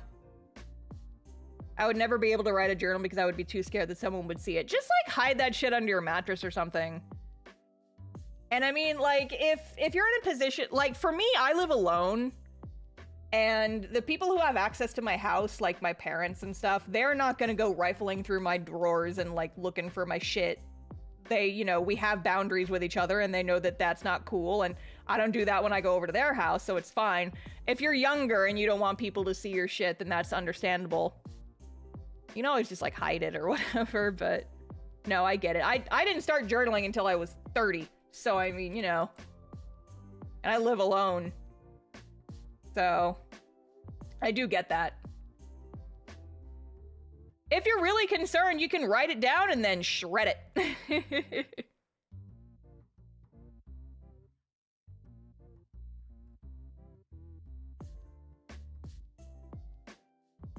But yeah, I mean, you know, like I said, it's not something that helps for everybody, but if what I have said here kind of resonates with you and you think it might work, and you try everything, you know, like if I would say like, don't knock it until you try it.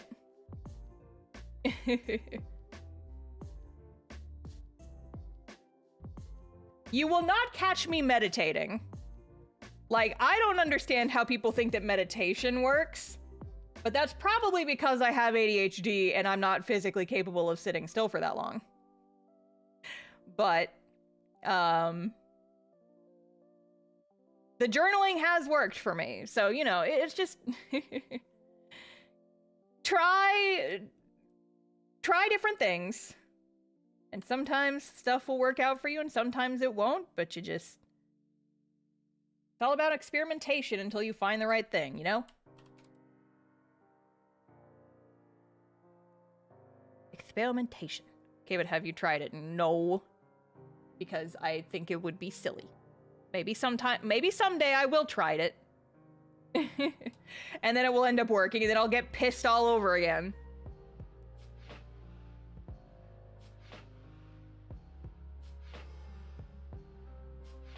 Like, there's some stuff that I see in these journaling videos that's like legitimately so corny that I would probably never do it. Like, I see people keeping like, I'm keeping a gratitude journal and I'm writing down one thing I'm grateful for every day. And I'm like, I could see myself doing that like occasionally if something really nice happens, but that's not something I'm gonna do every fucking day. That's silly. I'm not gonna do that. But how about mindful yoga? Yeah, it's like, there's like some stuff where you can like, okay, I can see how this works for some people. It's not for me. It's not for me.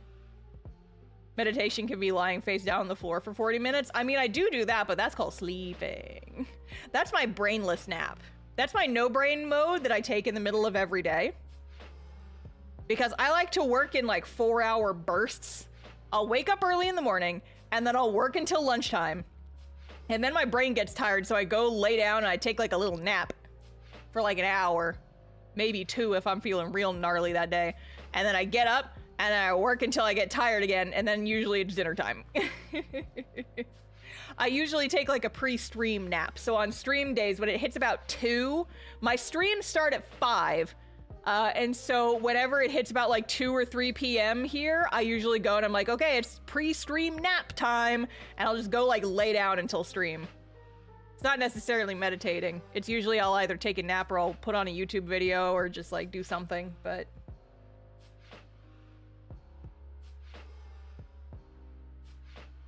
Has it already really been an hour and a half? Oh my god. I'm getting close to being done with this guy at least, but I was hoping I'd make more progress by now. Y'all are distracting me. How dare you? Nah, Storm will be really fast to draw, so I think I should still be on track. I should still be on track, I think.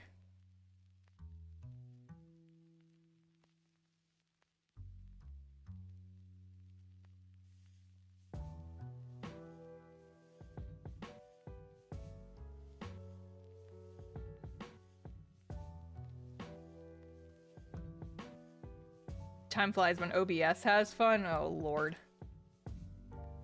True, but I hate it. Like, OBS, can you please just, like, be normal, please? Okay, I know I just took one. I have to go to another bathroom break. Y'all behave. Okay, here, a discussion question for while I'm gone. If there were no rules and anything goes, I don't care about the logistics. If you could have any animal as a pet, what animal would you have? I'll be right back.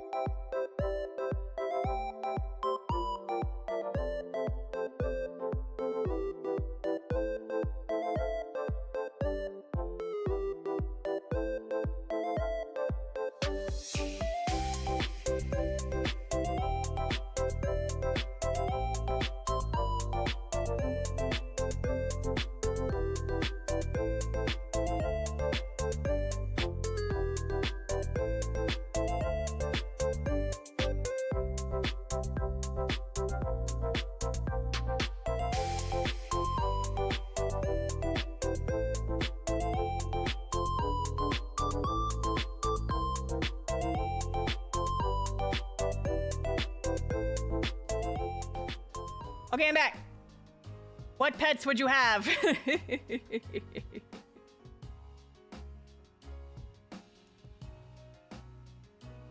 Okay, you guys have all come up with a lot of fantasy creatures. That's not exactly what I was angling for, but that works. It's fine. Horsemaster, ban this man. Banned. Get out. Damn it, Jay. Horsemaster is a sentient person. You can't keep them as a pet. Although I guess I did say, logistics be damned, what pet would you have? That's on me for not being clear. Like saying you want a person as your pet. That's weird.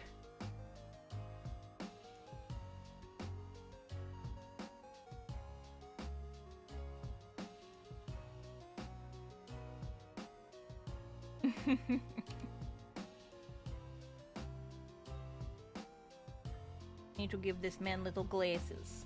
I need to give him little lenses in his little glasses. His little nerd glasses for nerds.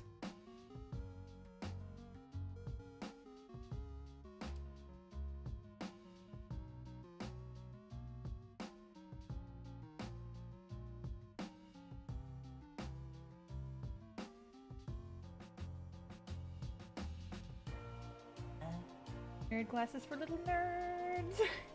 Give this boy some cute specs, and he'll look like a fucking nerd.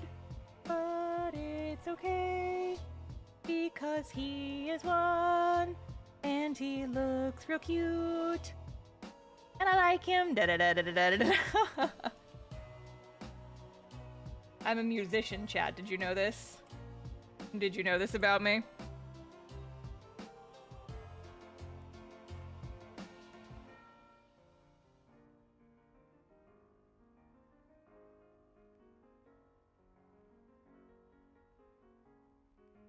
What's my magnum opus?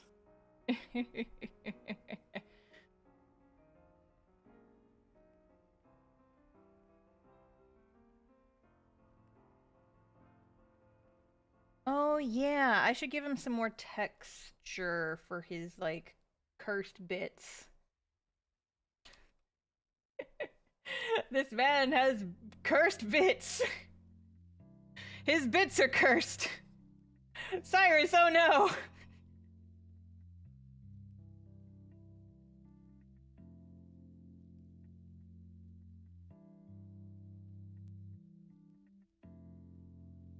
Too much Bitcoining. Oh no, Cyrus, don't get into crypto, no! Yeah, the cursed artifacty touch was an NFT. Cyrus, no!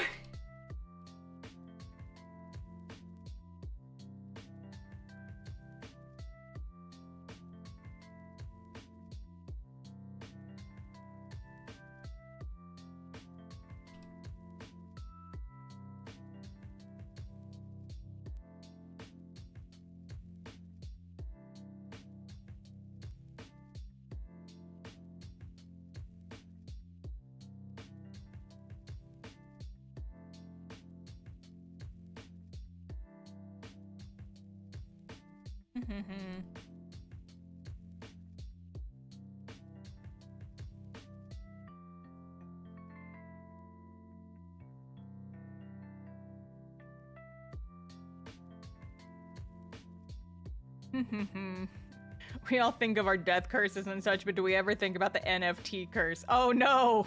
I'm non-fungible! Oh god, I can't be replicated!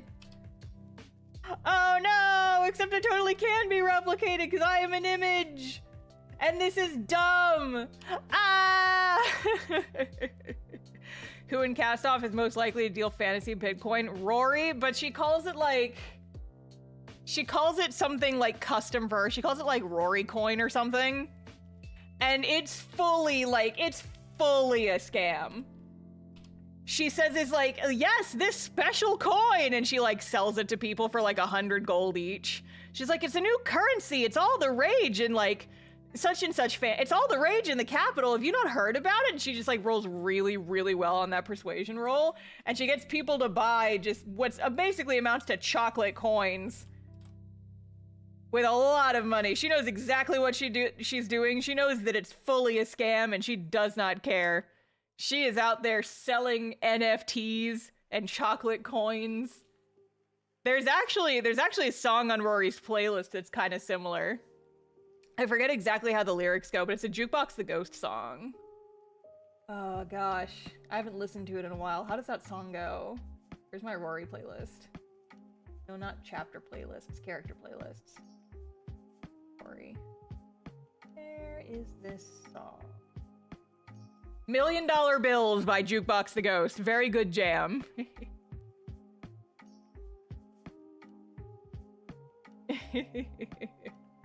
Very, very good jam.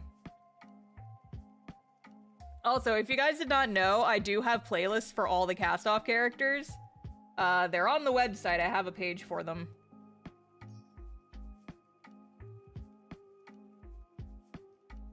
I made my money selling $1 million bills. Half off, get them while they're hot.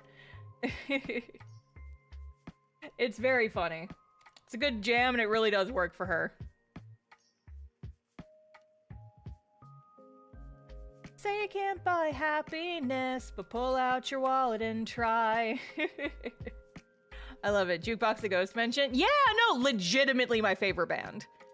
Legitimately has been my favorite band for a very long time. I fucking love Jukebox the Ghost. It kind of have, like, it's a joke, but it's not a joke. It's legitimate that every single playlist I make, doesn't matter which character it's for, doesn't matter what story it's for, every single playlist I make has to have at least one Jukebox the Ghost song on it. Because, like, they have so many good ones that fit the vibes. I just remembered! Completely, okay, it's on the topic of music, but it's a different band. Do you guys know Set It Off? The band Set It Off? They did their song, what's the song name? Oh god, Wolf in Sheep's Clothing.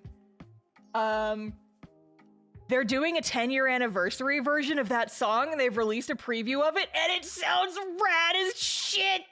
I heard it on TikTok earlier, and they were releasing it in November, and I'm so fucking excited. It looks so sick, and I'm so excited. That song has been a staple on Ariana's playlist for years. But yeah. So they're doing a re-release, like a remastered version of Wolf in Sheep's Clothing, and it sounds so cool just from the little bit they released. Fuck it, we're doing a demonetization stream.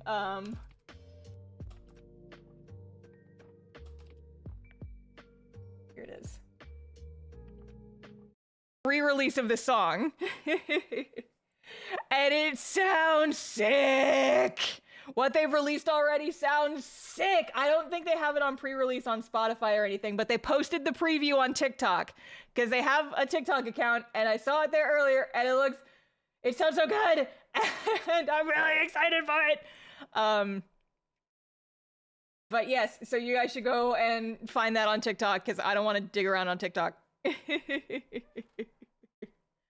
But it's very, very good, and I'm so freaking excited. It has like a whole string instrument at the beginning, and it's so sick. Oh, I'm so excited. Okay, I'm going back to my copyright-free stream jams now.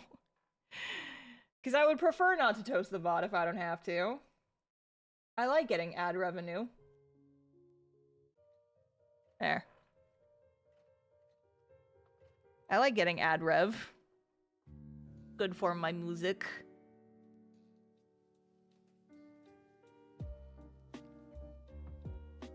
But yes. Is the music too loud at this point? It looks like it might be a little bit loud. Let me turn it down just like a smidge. Just like a smidge. Because it looks like my compressor's not working. Or maybe it is? I don't know. I don't know.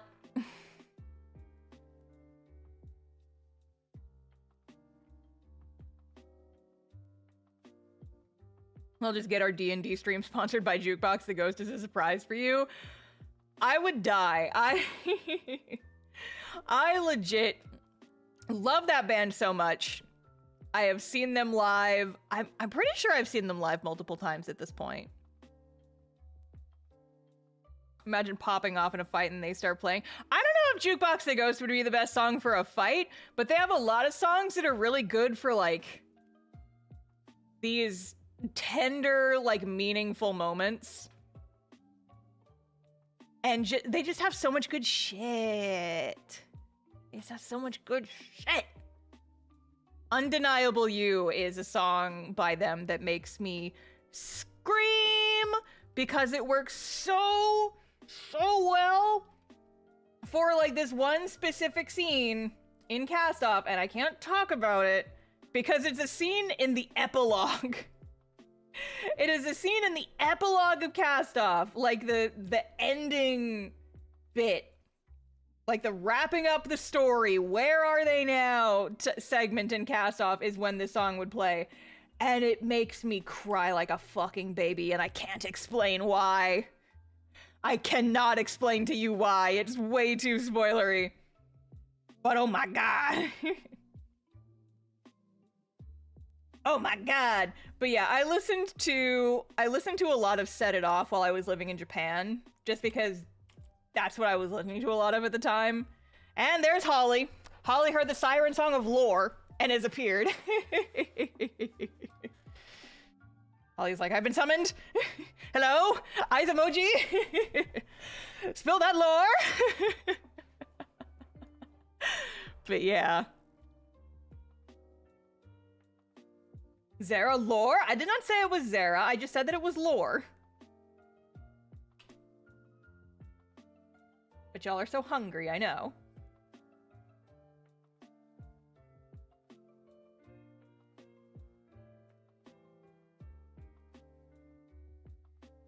Don't put your thinking emoji to me. Don't post my own face as a thinking emoji as a reaction to me. Don't post thinking emoji.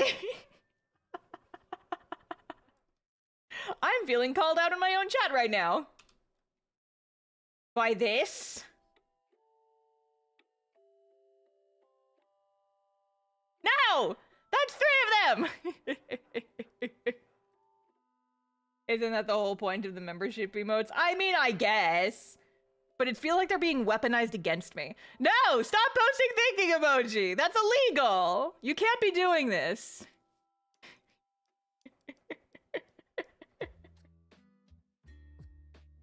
Oh, man. Alright, well, Cyrus here is basically done. I need to figure out what color his background is gonna be. Maybe like a nice yellow. That's kind of fun. I'll give him the little outline that I've been giving everybody. And I will make him have a nice little gradient. At some point I will figure out how colors work. And then it's over for you punks. You hear me? Once I figure out how to use colors, it's over for you. Alright, we're calling Cyrus done. I'm moving on to this monster-looking ass. And I'm gonna try and get him done in the next hour. I don't know if I will manage it.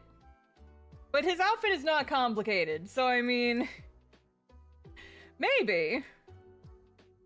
Maybe, mayhaps.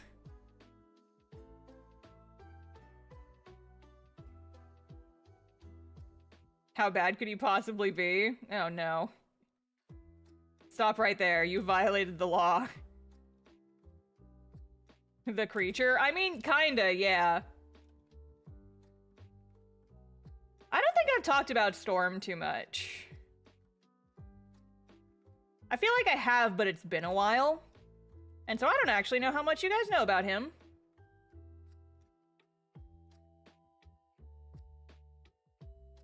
He's fun, though. I like him. He's kind of a little shit. And you guys know that I love my characters who are little shits. You guys know this about me.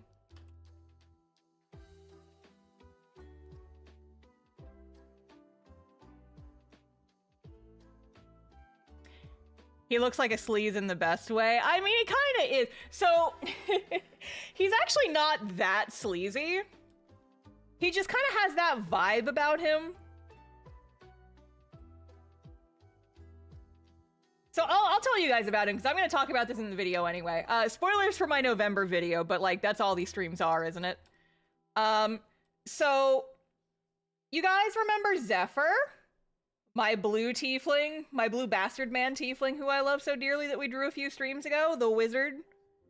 The little wizard bitch. We all love Zephyr, right? Well, I believe that I have mentioned this elsewhere. But Zephyr is not actually a tiefling. He is a changeling. And so, when he's performing, and when he wants to draw attention to himself, he uses his Zephyr identity, like the blue tiefling bastard. But when he is running around and doing his own thing and he does not want attention on himself, which is most of the time, actually, he's very shy, and he covers it up. This is his other persona. This is Storm. And so this is like his civilian version. And he wears clothes that are way too big for him so that he can shapeshift into someone bigger if he needs to. But the basic premise behind this, like, identity is I don't want people to pay that much attention to me. And so I'm just gonna be as low-key as possible, and I'm gonna be comfy as hell. And I don't want people to, like, he's just trying really hard not to grab attention. And that's kind of his vibe. Does he also have a magical girl transformation? Kind of, actually. He doesn't actually need to do this. He mostly does it so he can pretend it's a disguise spell and that he's not a changeling. But he's got, like, this little ring that he wears. And so he pokes the ring, or he, like, turns the ring, and then, like, a shower of glitter will just poof out of the ring. And then when the glitter dissipates, he is his magical Zephyr form. But in reality, he's just doing his changeling shape shifting underneath all the glitter, and the glitter is just to hide the fact that that's what he's doing. If asked, he'll just say that it's a disguise spell, or like it's a special ring that allows him to use disguise self as many times as he wants, but into this specific identity, like back and forth between these two specific personas. But actually he's a changeling, and he doesn't want people to know because changelings have kind of a bad reputation as being, like, sneaky murderers, right? And so he just wants people to think that he's an illusionist. And I mean, he is an illusionist, but he's also a changeling, so he's kind of cheating.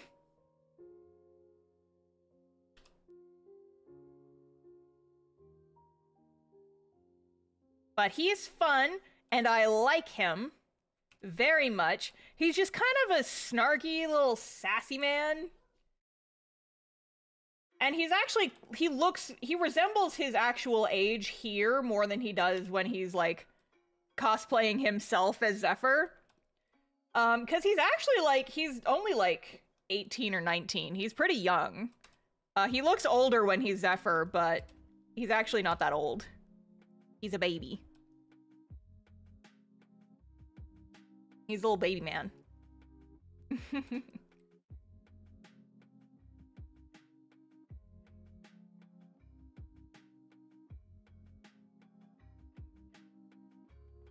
But yeah, so I come up with a lot of D&D characters that I then don't actually get to use.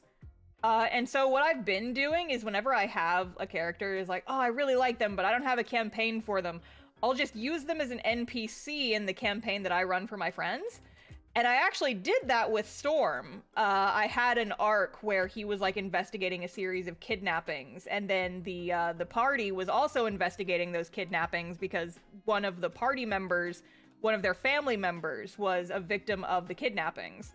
And so he actually, like, worked together with the party for a while, and they latched onto him so much more than I thought they would. And so I basically got to play him as a DMPC for, like, an entire story arc, and I had so much fucking fun with him, because they, like, eventually figured out, because I had used Zephyr earlier on in that campaign, and so they had already met Zephyr when they met Storm, and I kept, like, dropping little hints that this guy knows more about them than he should, and it's very, very fun. So like they eventually figured out, is like, oh shit, this is the same guy as Storm. It's like they're the same person. He's a changeling. Oh my god, what do we do with this information? And it was so much fun. Is he your Dave? I mean, kinda, but like I think that Jay hates that we love Dave so much. I love that my party loved Storm and Zephyr so much. They grabbed onto this guy so hard, and I was so happy because he's a character I genuinely love, and I love that I got to like actually play him for a little bit. He almost sacrificed himself to save the party at one point. Like, that's how close they got. The villain of that arc was a pair of succubi who were like running around and charming people into basically kidnapping themselves to work for like this carnival circus thing. And during the final boss fight, and you know, like the party had been rolling really, really consistently well to make their like charm saves, so they weren't getting charmed. They'd like never been charmed by this guy, by like these succubi once, and it was getting kind of frustrating. And so I kept like, you know, I raised the spell save, I raised the DC by 1 point for the final fight, just to see if maybe I could catch a few of them in and I could actually, you know, like charm a few members of the party and make the fight more interesting. And in the final fight, the final boss fight, everyone in the party rolled horribly. This is a party of 8 people. 1 player made their save. Storm made his save, and 1 player made their save. And everyone else in the party got charmed by a succubus. There was like no saving that. And so I was like, what the fuck? That was like a legitimate moment of fear for me. I'm like, oh no, this is one of those things that potentially ruins a game. How do I fix this?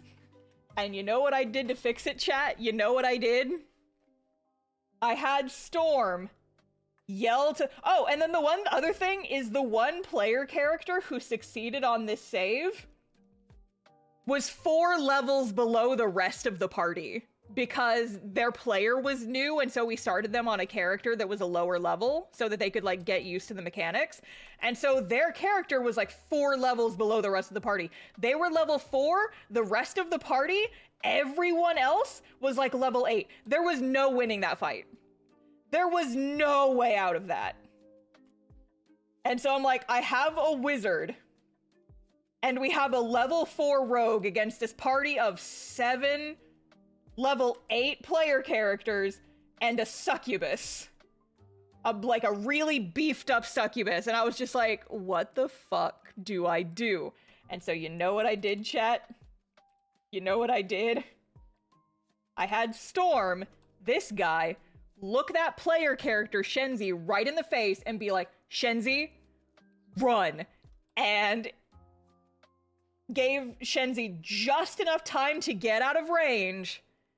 And he then cast Fireball on himself. Essentially blew himself the fuck up because it was like it was the strongest AoE damaging spell that he had. But because it was an AoE spell, and it would do damage even if you dodged, everybody got to re-roll their charm saves. And everybody succeeded then on the charm save. Storm would have died. Like, that did knock him down to 0 HP in 1 hit. Because of course it did. He's a wizard. He has no HP.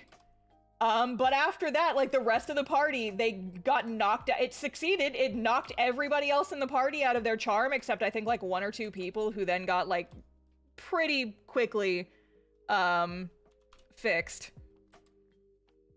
And then, like, one of the other players dragged him away to safety while the rest of them fought off the succubus, and then they ended up winning that fight. But it was, like, a legitimately... one of the most epic moments of our campaign, I would say. And it was this little guy's fault, and it felt so fucking cool. It felt so fucking cool because that was like a genuinely ass-clenching oh fuck moment. It was legitimately so scary. And I was like, oh no. Oh, that's real bad. Oh, that's extremely bad, actually. But it was so fucking cool. I love how sometimes rolling with unexpected moments leads to some very cool story, right? And so, like, Storm did survive. He lived. But he was very crispy afterwards. He was extremely crispy afterwards. But they basically, like, they picked him up and dragged him away from the fight. I think they gave him, like, a health potion or something, and so he survived. He was very burnt. It was very burnt. Very toasty.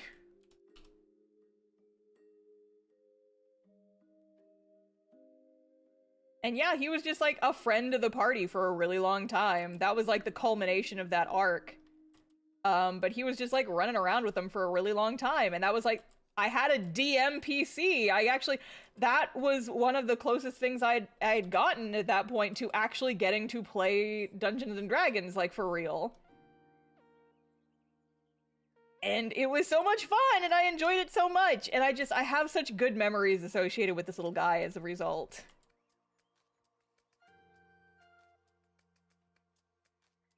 He's just a snarky little asshole who just like has this deep sadness. And because his whole thing is like, one of the reasons he was researching these kidnappings is because he has a missing sibling that he's been trying to track down for the last like 10 years. But the sibling is also a changeling, and so it's like, how do you hunt down somebody who's probably using a fake name and you don't even know what they look like? Because they can change their identity on a dime. He's just a really interesting character, and I like him.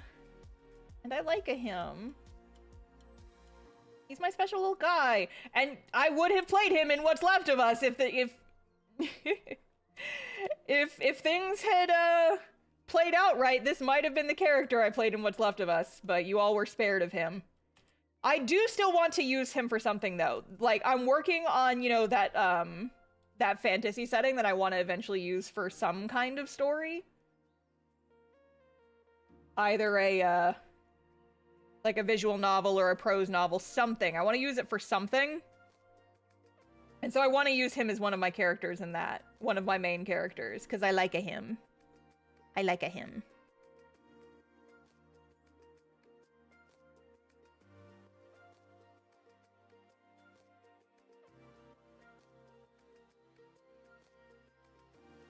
I really want to draw characters, but I don't really even know where to start. How does one get from point A to point B, and what do I have to learn before I get there? Honestly, the best way to learn how to draw that kind of thing is just to try drawing what you see. Everybody kind of like starts in a different place. If you're really not sure what to do, I would recommend maybe like finding some, you know, free like how to draw classes on YouTube. There's a lot of folks who make that kind of stuff. So you might be able to find some like starting from zero drawing tutorials that might be able to help. I'm only saying this because they have sponsored me in the past, so I feel like I do have to mention, you know, like Skillshare also has some good classes on there. They're not sponsoring this stream, but they have sponsored me in the past, and I will fully disclose that. But yeah, I would say start with like some free stuff on YouTube before you go for that. Just to kind of like get your feet wet. And then if you want to get more into it, you can start diving into some deeper stuff. I would say if you want to learn a new skill, always start with free stuff. Because there's so much you can teach yourself just by like going on YouTube and seeing what's available.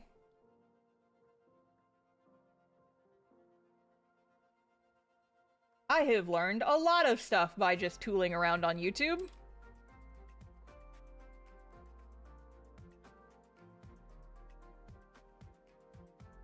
Yeah, look at this asshole. How many Sans Undertale comments do you guys think I'm gonna get when this video goes live? Let's take a poll. Take a bet. How many Sans Undertale comments do you think I'm gonna get? Place your bets now in the chat.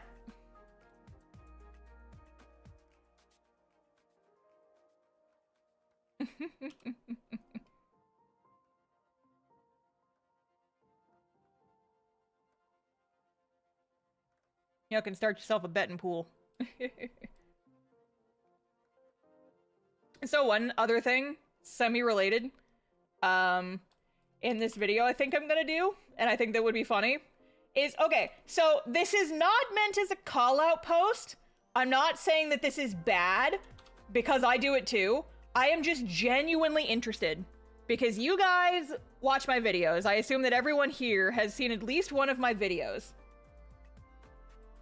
And I'm not judging you, again, because this is something that I do too. This is very much my habit as well, so this is not a bad thing. I just want to know, how many of you guys actually watch my videos with your eyes? And how many of y'all just, like, listen to me in the background? Am I background noise? Or do you actually watch videos with your eyes? I'm more of a listener person because I like to put on videos in the background while I'm working.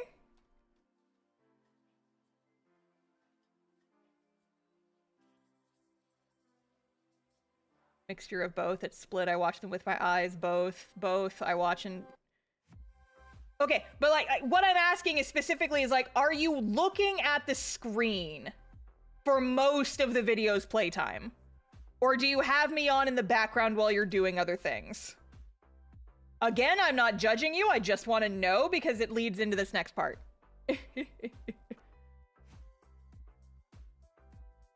Okay, I'm seeing kind of an even mix. All right, so that's interesting to know.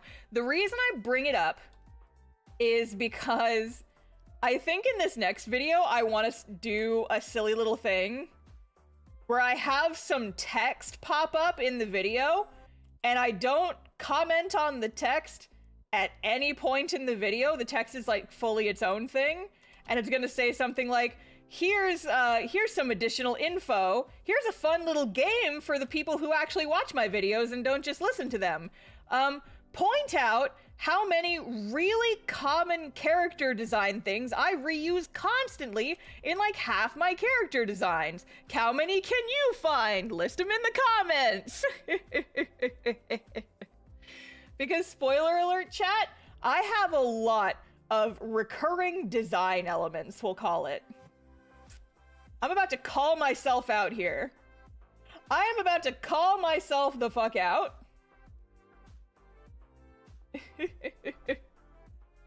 Because all of these characters have something in common. Every single one of them.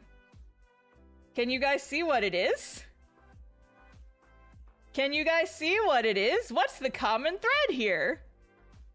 What does every single one of these characters have? They don't all have pointy ears. Mira does not have pointy ears. What does every single one of these characters have? Yup, someone said it. Little scarf belt. Little scarf belt. Little scarf belt. Little scarf belt. Little scarf belt. Little scarf belt. On everybody! On everybody! All of them have it! They've all got a fucking little scarf belt! I use that on so many characters! Like half the characters in the video I'm posting next month have a little scarf belt! I do that shit so frequently! It's hilarious!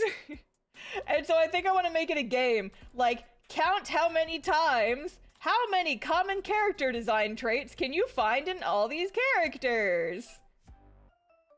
Call me out in the comments, it'll be fun!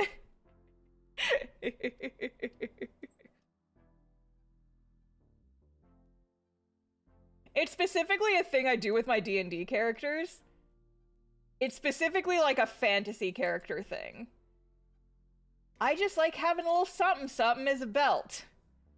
Adding a little splash of color around the hips is good for the soul, you know? I can't explain why, it just looks good. And if that goes well, and I, you know, can drive up some engagement with that, if you guys think that's funny and fun, I might start doing that as a regular thing in my videos. Just have a little thing that pops up. Be like, hey, for the crew who actually watches my videos and not just listens to them, let's play a game! Oh, hi, Molly. Zigatito has jumped up onto my desk. Okay, actually, I'm gonna take a real quick second because it got dark and I'm gonna go close all my blinds. I'm not gonna put it on the BRB screen though. This shouldn't take me very long. It got dark in my house and now I'm feeling anxious because all my blinds are still open. And it's scary, I don't want people to look at me!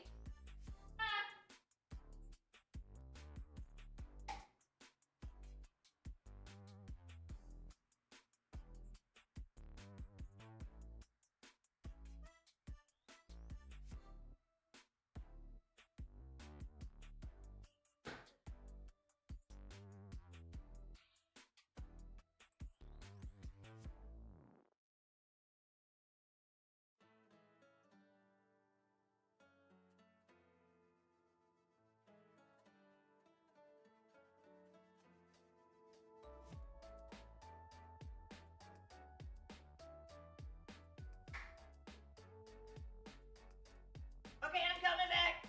I'm coming back. I'm coming back. Ugh. I'm back. I'm back.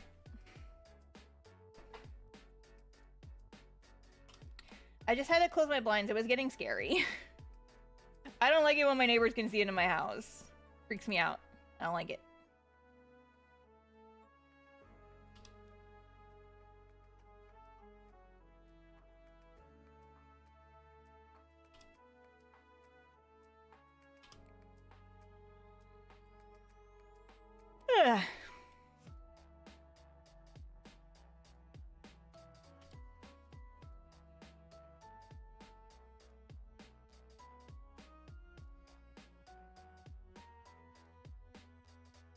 Okay, I'm looking at the clock. I think we should have time to finish Storm today, which is very good because aside from Storm now, the only character left in my November video that I have to draw is Felix, and Felix is detailed as hell, so I'm saving her for later. However, depending on how much time I have, between now and the publication of the video, I may add Larry to the November video. I'm not promising anything. It's going to be based fully on whether or not I have time. But I might add a very brief and not very informative at all section about Larry to the end of the video. If you guys know who Larry is. Larry is my newest Blorbo, who I wish I could talk about more, but I can't. Because if I tell you guys about Larry, there is a chance that y'all could have a big mouth and spoil bits about Larry. Okay. Larry is related to one of my D&D characters in a way. I will not explain why, or how Larry is related to, nor which character they are related to. But Larry is another character who is related in some kind of way to one of my D&D characters. Here, I'll find a picture of Larry. Here's my Larry doodles. I love Larry. Larry is not their actual name. Larry is a placeholder name because someone in chat said it and I thought it was very funny. So this is Larry. Larry, I can't talk about Larry, even though you guys, okay, here's the thing, because Larry is spoilers for one of my D&D characters. And while my fellow players are not in my streams terribly frequently, I can't risk you guys having a big mouth and blabbing when one of my friends who is in my D&D campaign with me, it like just happens to be in the stream. Because some of my friends lurk in my streams. And if I don't know they're there, I might say some shit. Or you guys might say some shit if I tell you spoilers and then you say something and then you can't take that back and it's spoilers and I don't want my friends to get spoiled. So, I will not be talking too much about Larry. But Larry is my newest little blorbo and I love them. Yes, Jay who knows who Larry is, obviously. And I've told a couple people about Larry in confidence, people I know I can trust to not blab openly on my live streams and risk, like, spilling the beans. I will tell you guys more about Larry once I am able to do so without spoiling my fellow players. But I can't trust y'all. I say this with love. I can't trust y'all to not spill the beans. So, for safety purposes, I will not be talking too much about Larry. What I can tell you about Larry is that Larry is just an ornery little garbage person. Who desperately does not want to be one. But that's kind of the fate that the dice rolled for them. And Larry's story is actually kind of sad, but Larry's also extremely funny. Because Larry's one of those type of characters who just wants to solve every problem they have with a knife. Minor inconvenience, stab it. Stab the problems. And maybe they will go away. It's all they know. It's all they know how to do, guys. Larry identifies as a fucking threat, and we love that for them. Look at them. Does that Larry actually use they, them, or is it to keep the mystery? For now, we're gonna use they, them. I will explain. Larry's shit is kind of complicated. They, them, or she, her for Larry. Mostly they, for honestly, for right now. But Larry's stuff is pretty complicated. And so I don't want to get too deep into it. I promise I will explain once I am able to without running the risk of spoilers. Once Larry's stuff has been revealed in the game, I will fully blab about Larry. Unrestrained yapping. Because I love Larry so much. I love Larry so much that Larry already has like 10 songs in their playlist. Actually, how many songs does Larry have in their playlist? What's the exact number at this point? It's 12. It's 12. 12 songs in their playlist already. Oh boy.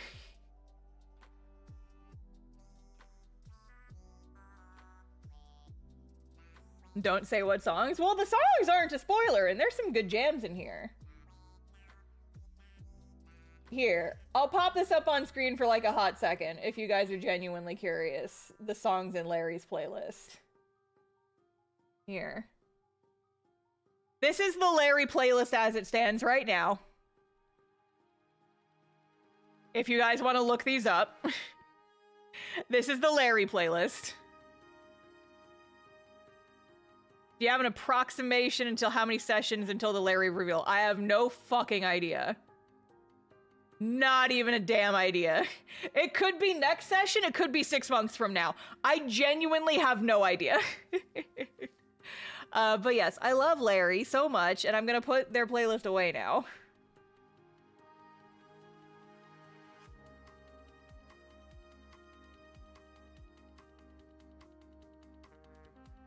But yeah, Larry's my new littlest blorbo that I've... the littlest blorbo! You have Hello My Old Heart in there twice? Do I? Uh-oh.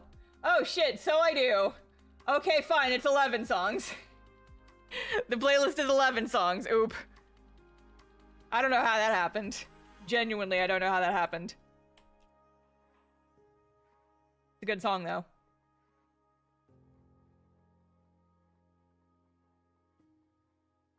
You just really like that one? I did. I do. Genuinely, it's like a very good song that very much fits for them. Breaks my fucking heart. That song's on my Ariana playlist too, by the way. I just love sad little babies who hide their emotions to keep themselves from getting hurt. It's fine. It's fine. I love a tragic little character who feels like they can't let themselves get attached because every good thing in their life gets taken away one way or another, and so they actively distance themselves from creating meaningful bonds with people because they're so scared of getting hurt that it fully keeps them from like enjoying life. I love a sad little guy. And I just keep making them, chat. I just keep making them. I just love a tormented little baby. Sometimes they're blonde and bitchy, and sometimes they're Larry. And it's fine. Because no matter where you are on the spectrum from blonde and bitchy to Larry, you will be loved.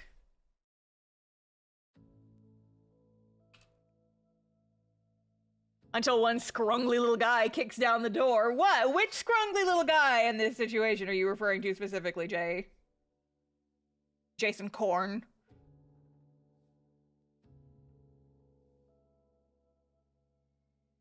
Larry did kind of fully bust down the walls of my brain. It's like, I knew from the beginning of their campaign that Larry was oh, Phil? Yeah, I guess that's true, yeah. Now that's a character I definitely can't talk about. Don't worry about it.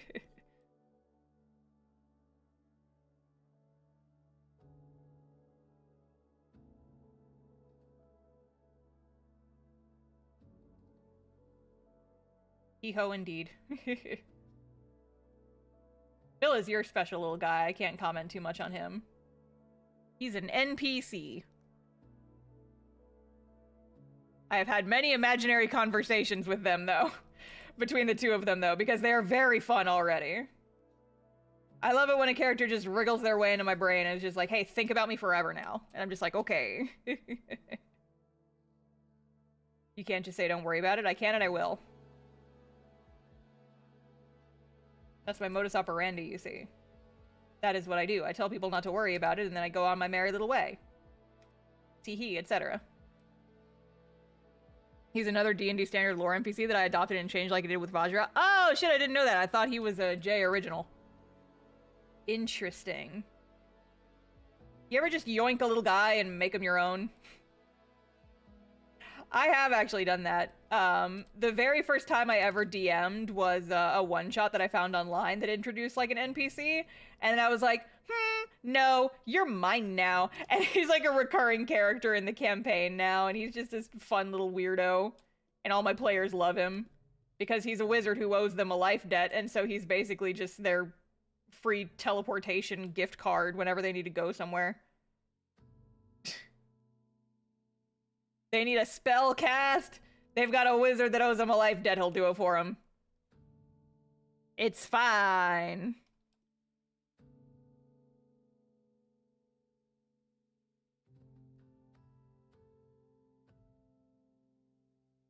It's not Horsemaster, Jared. Jared is not Horsemaster. No. No. Horsemaster scrungled his way into our campaign, and I actively, every day, wake up wishing that Horsemaster would go the fuck away. But Jay insists on him. I hate it.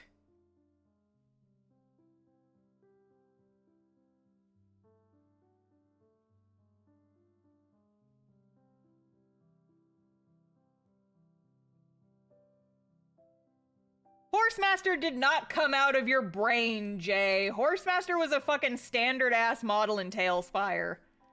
You stole and turned into my sleep paralysis demon. Constantly just inflicting him on us.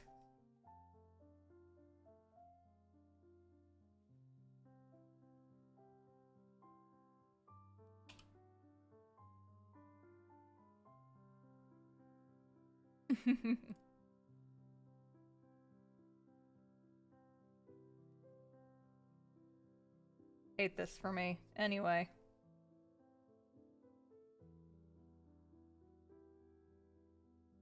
Anyway, here's a greasy little guy.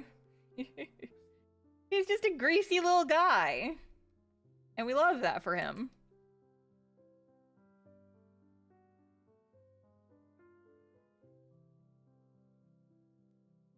Almost done, honestly. I knew he was gonna be fast, but I didn't know quite how fast he would be. That's what happens when you come up with a character whose design is trenchcoat. Easy to draw.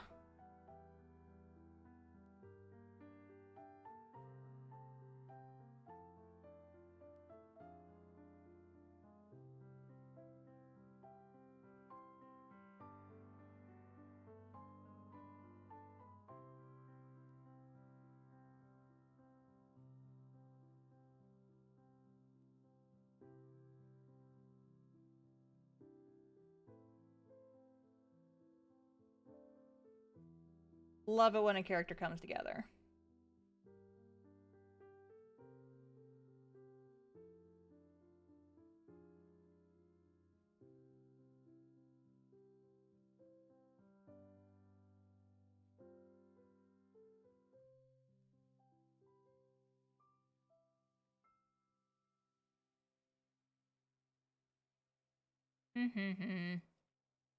He got that skeleton riz? Oh my god. Mark one up for the Sans Undertale comments, everybody. +1. I think I could go the rest of my life without ever hearing the phrase skeleton riz said into my ears. Ever again. I think I'm good. I think I've had my lifetime dosage of the phrase skeleton riz being said to me. Looking like a Dave with skin? No! Don't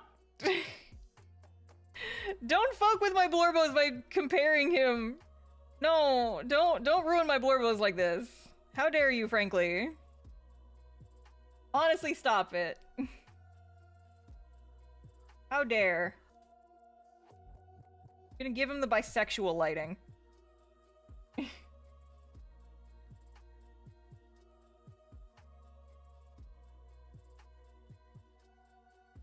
Oh yeah, here's a fun little bit for y'all. Y'all will enjoy this one. So Storm/Zephyr mostly uses like male identifying like personas and characters. Fully gender fluid character though, by the way. Cause I mean, he's a fucking shapeshifter. Why would you not be at that point? So there you go. There's some lore. There's some character lore for y'all. Have fun with that. Y'all can have that one as a treat. That's just a little freebie for y'all.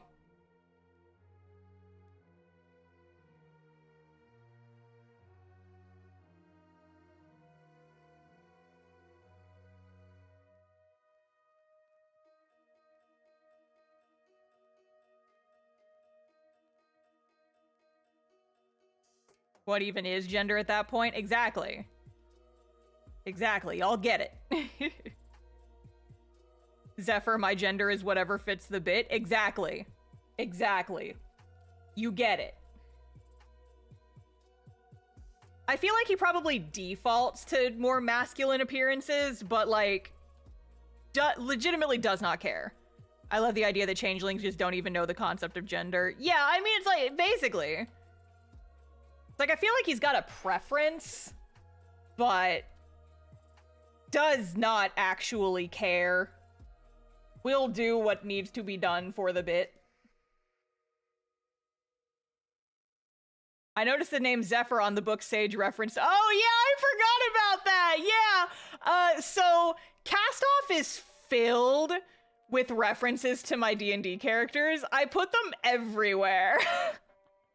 I put them fucking everywhere. If I just like need a random name in the background of a thing, like on a book or whatever, I do defo just like use the names of my D&D characters constantly. Like at this point, most of my D&D characters have made cameos in Castoff by name alone. Because it's fun for me. Because it's funny. Shared universe? Very much not. Castoff is much more of a... Castoff has way fewer fantasy elements than like your standard D&D story. I just get lazy and I want to sneak in a reference to my special little guys occasionally, and having a webcomic lets me do that extremely easily. and it's fun for me. Okay, I've got like 20 minutes. I am gonna pop my Cyrus back open because I realized I forgot to do a few things on his. I forgot to do my little blue lighting. Cause yeah, so one big one is, so yeah, Zephyr wrote the book that Sage references the cast-off spell out of. Because the author of that book does not matter. Cause they're not a character. It's just like, they literally wrote just like a book on housekeeping spells. And I was like, what's a wizard? What's a wizard name? I know. And so I put Zephyr in there because his name sounds like vaguely wizardy and interesting. And so I put that in there. You go to the page where Ariana and Marina are running around the Magic Academy and they find the list of graduated students. Pretty much every single character on that list is either another one of my OCs from another property, or it's a D&D character or a D&D NPC I've come up with. Like, basically every single name on that list is a character from a D&D game that I've played in. And that was on purpose, unlike the accidental reuse of Verity's namesake. No, shut up. No, Jay, you can't call me out like this. No. The horrible, awful truth of where Verity's name came from. No, you can't do this to me. You can't do this to me. It's against the rules. No. Jay's calling me out. I should never have told you that. But unfortunately, I'm just a sucker for comedy at my own expense. Damn it. Ugh. You ever accidentally steal the name of a character you came up with for another character that you came up with? Say the line, no! You can fuck off! You can fuck right off with that shit. I'm not telling this story, no. No. Although I think I may have already told it. I may have already told the story, honestly. It would not surprise me if I had.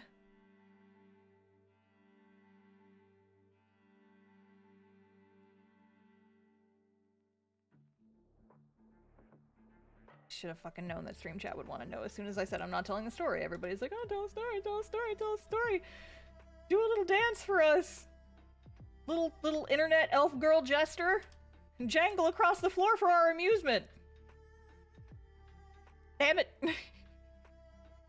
Okay, so what happened is I'm trying, you know, we're getting ready to play in this new D&D campaign. And I'm trying to come up with a name for my new little purple paladin character I've just come up with. I'm thinking about, like, I feel like her name should start with a V, and so I'm bouncing around a bunch of different names that start with V. Verity was, for a while, originally going to be named Vesper. That was a name that I was thinking about. Vesper or Vespertine, Vesper for short. That was actually a name I was considering for her for a long time. Like, right up until the 11th hour, that was gonna be your name. I changed it to Verity kind of at the last minute. But I came up with the name Verity, and I'm like, oh, Verity Noblesse. That's like a really fun and interesting name. Why do I feel like I've heard it somewhere before? And like, I just kept feeling like that name was familiar. And I couldn't place why, but it was bothering me. And I'm like, I'm not accidentally stealing this from like a video game character or something, am I? And so I looked up Verity Noblesse online just to see what would come up, and I didn't find anything. And I was like, well, okay, I guess I am just genuinely coming up with this, but I feel like I've heard this combination of names somewhere before. And it was bothering me, but not bothering me so much that I didn't end up naming the character that. Because I really, really did like that name for her. And then a couple months later, I'm going through the lore document that I put together for the game that I run, my Saturday game, the game that I DM, and have been DMing for like 4 years at this point. And I'm looking at the list of like random NPCs that I put into this world, and some of y'all can already tell where this is probably going. I had, in the past, come up with a set of 5 characters who were important to the lore, but they were very much like side characters. I never went into their personalities or anything, and they're all dead at the start of the story. But they were like, these were heroes who fought in this war like 500 years ago, and we have this statue in town to remember them by. And one of the characters that I gave... So one of the characters on this statue, and one of, like, the main reason this statue was important and interesting to the player characters was that it involved... Like, one of the characters was Cecilia, and Cecilia has been a very important character from very early on. The players just know her as a shopkeeper, but she's actually a retired adventurer. And so they were able to learn something about her from the statue. And everyone was like, oh, cool, that's really interesting. But, you know, it was a statue of her entire party that she used to adventure with. And so I had to come up with the names for all the other party members that adventured with her and were also on this statue. And there were a couple. There was like, one of them name was like Albert von Marskale or something like that. But one of the characters in this party was actually not a tiefling, a triton, actually, named Verity Noblesse.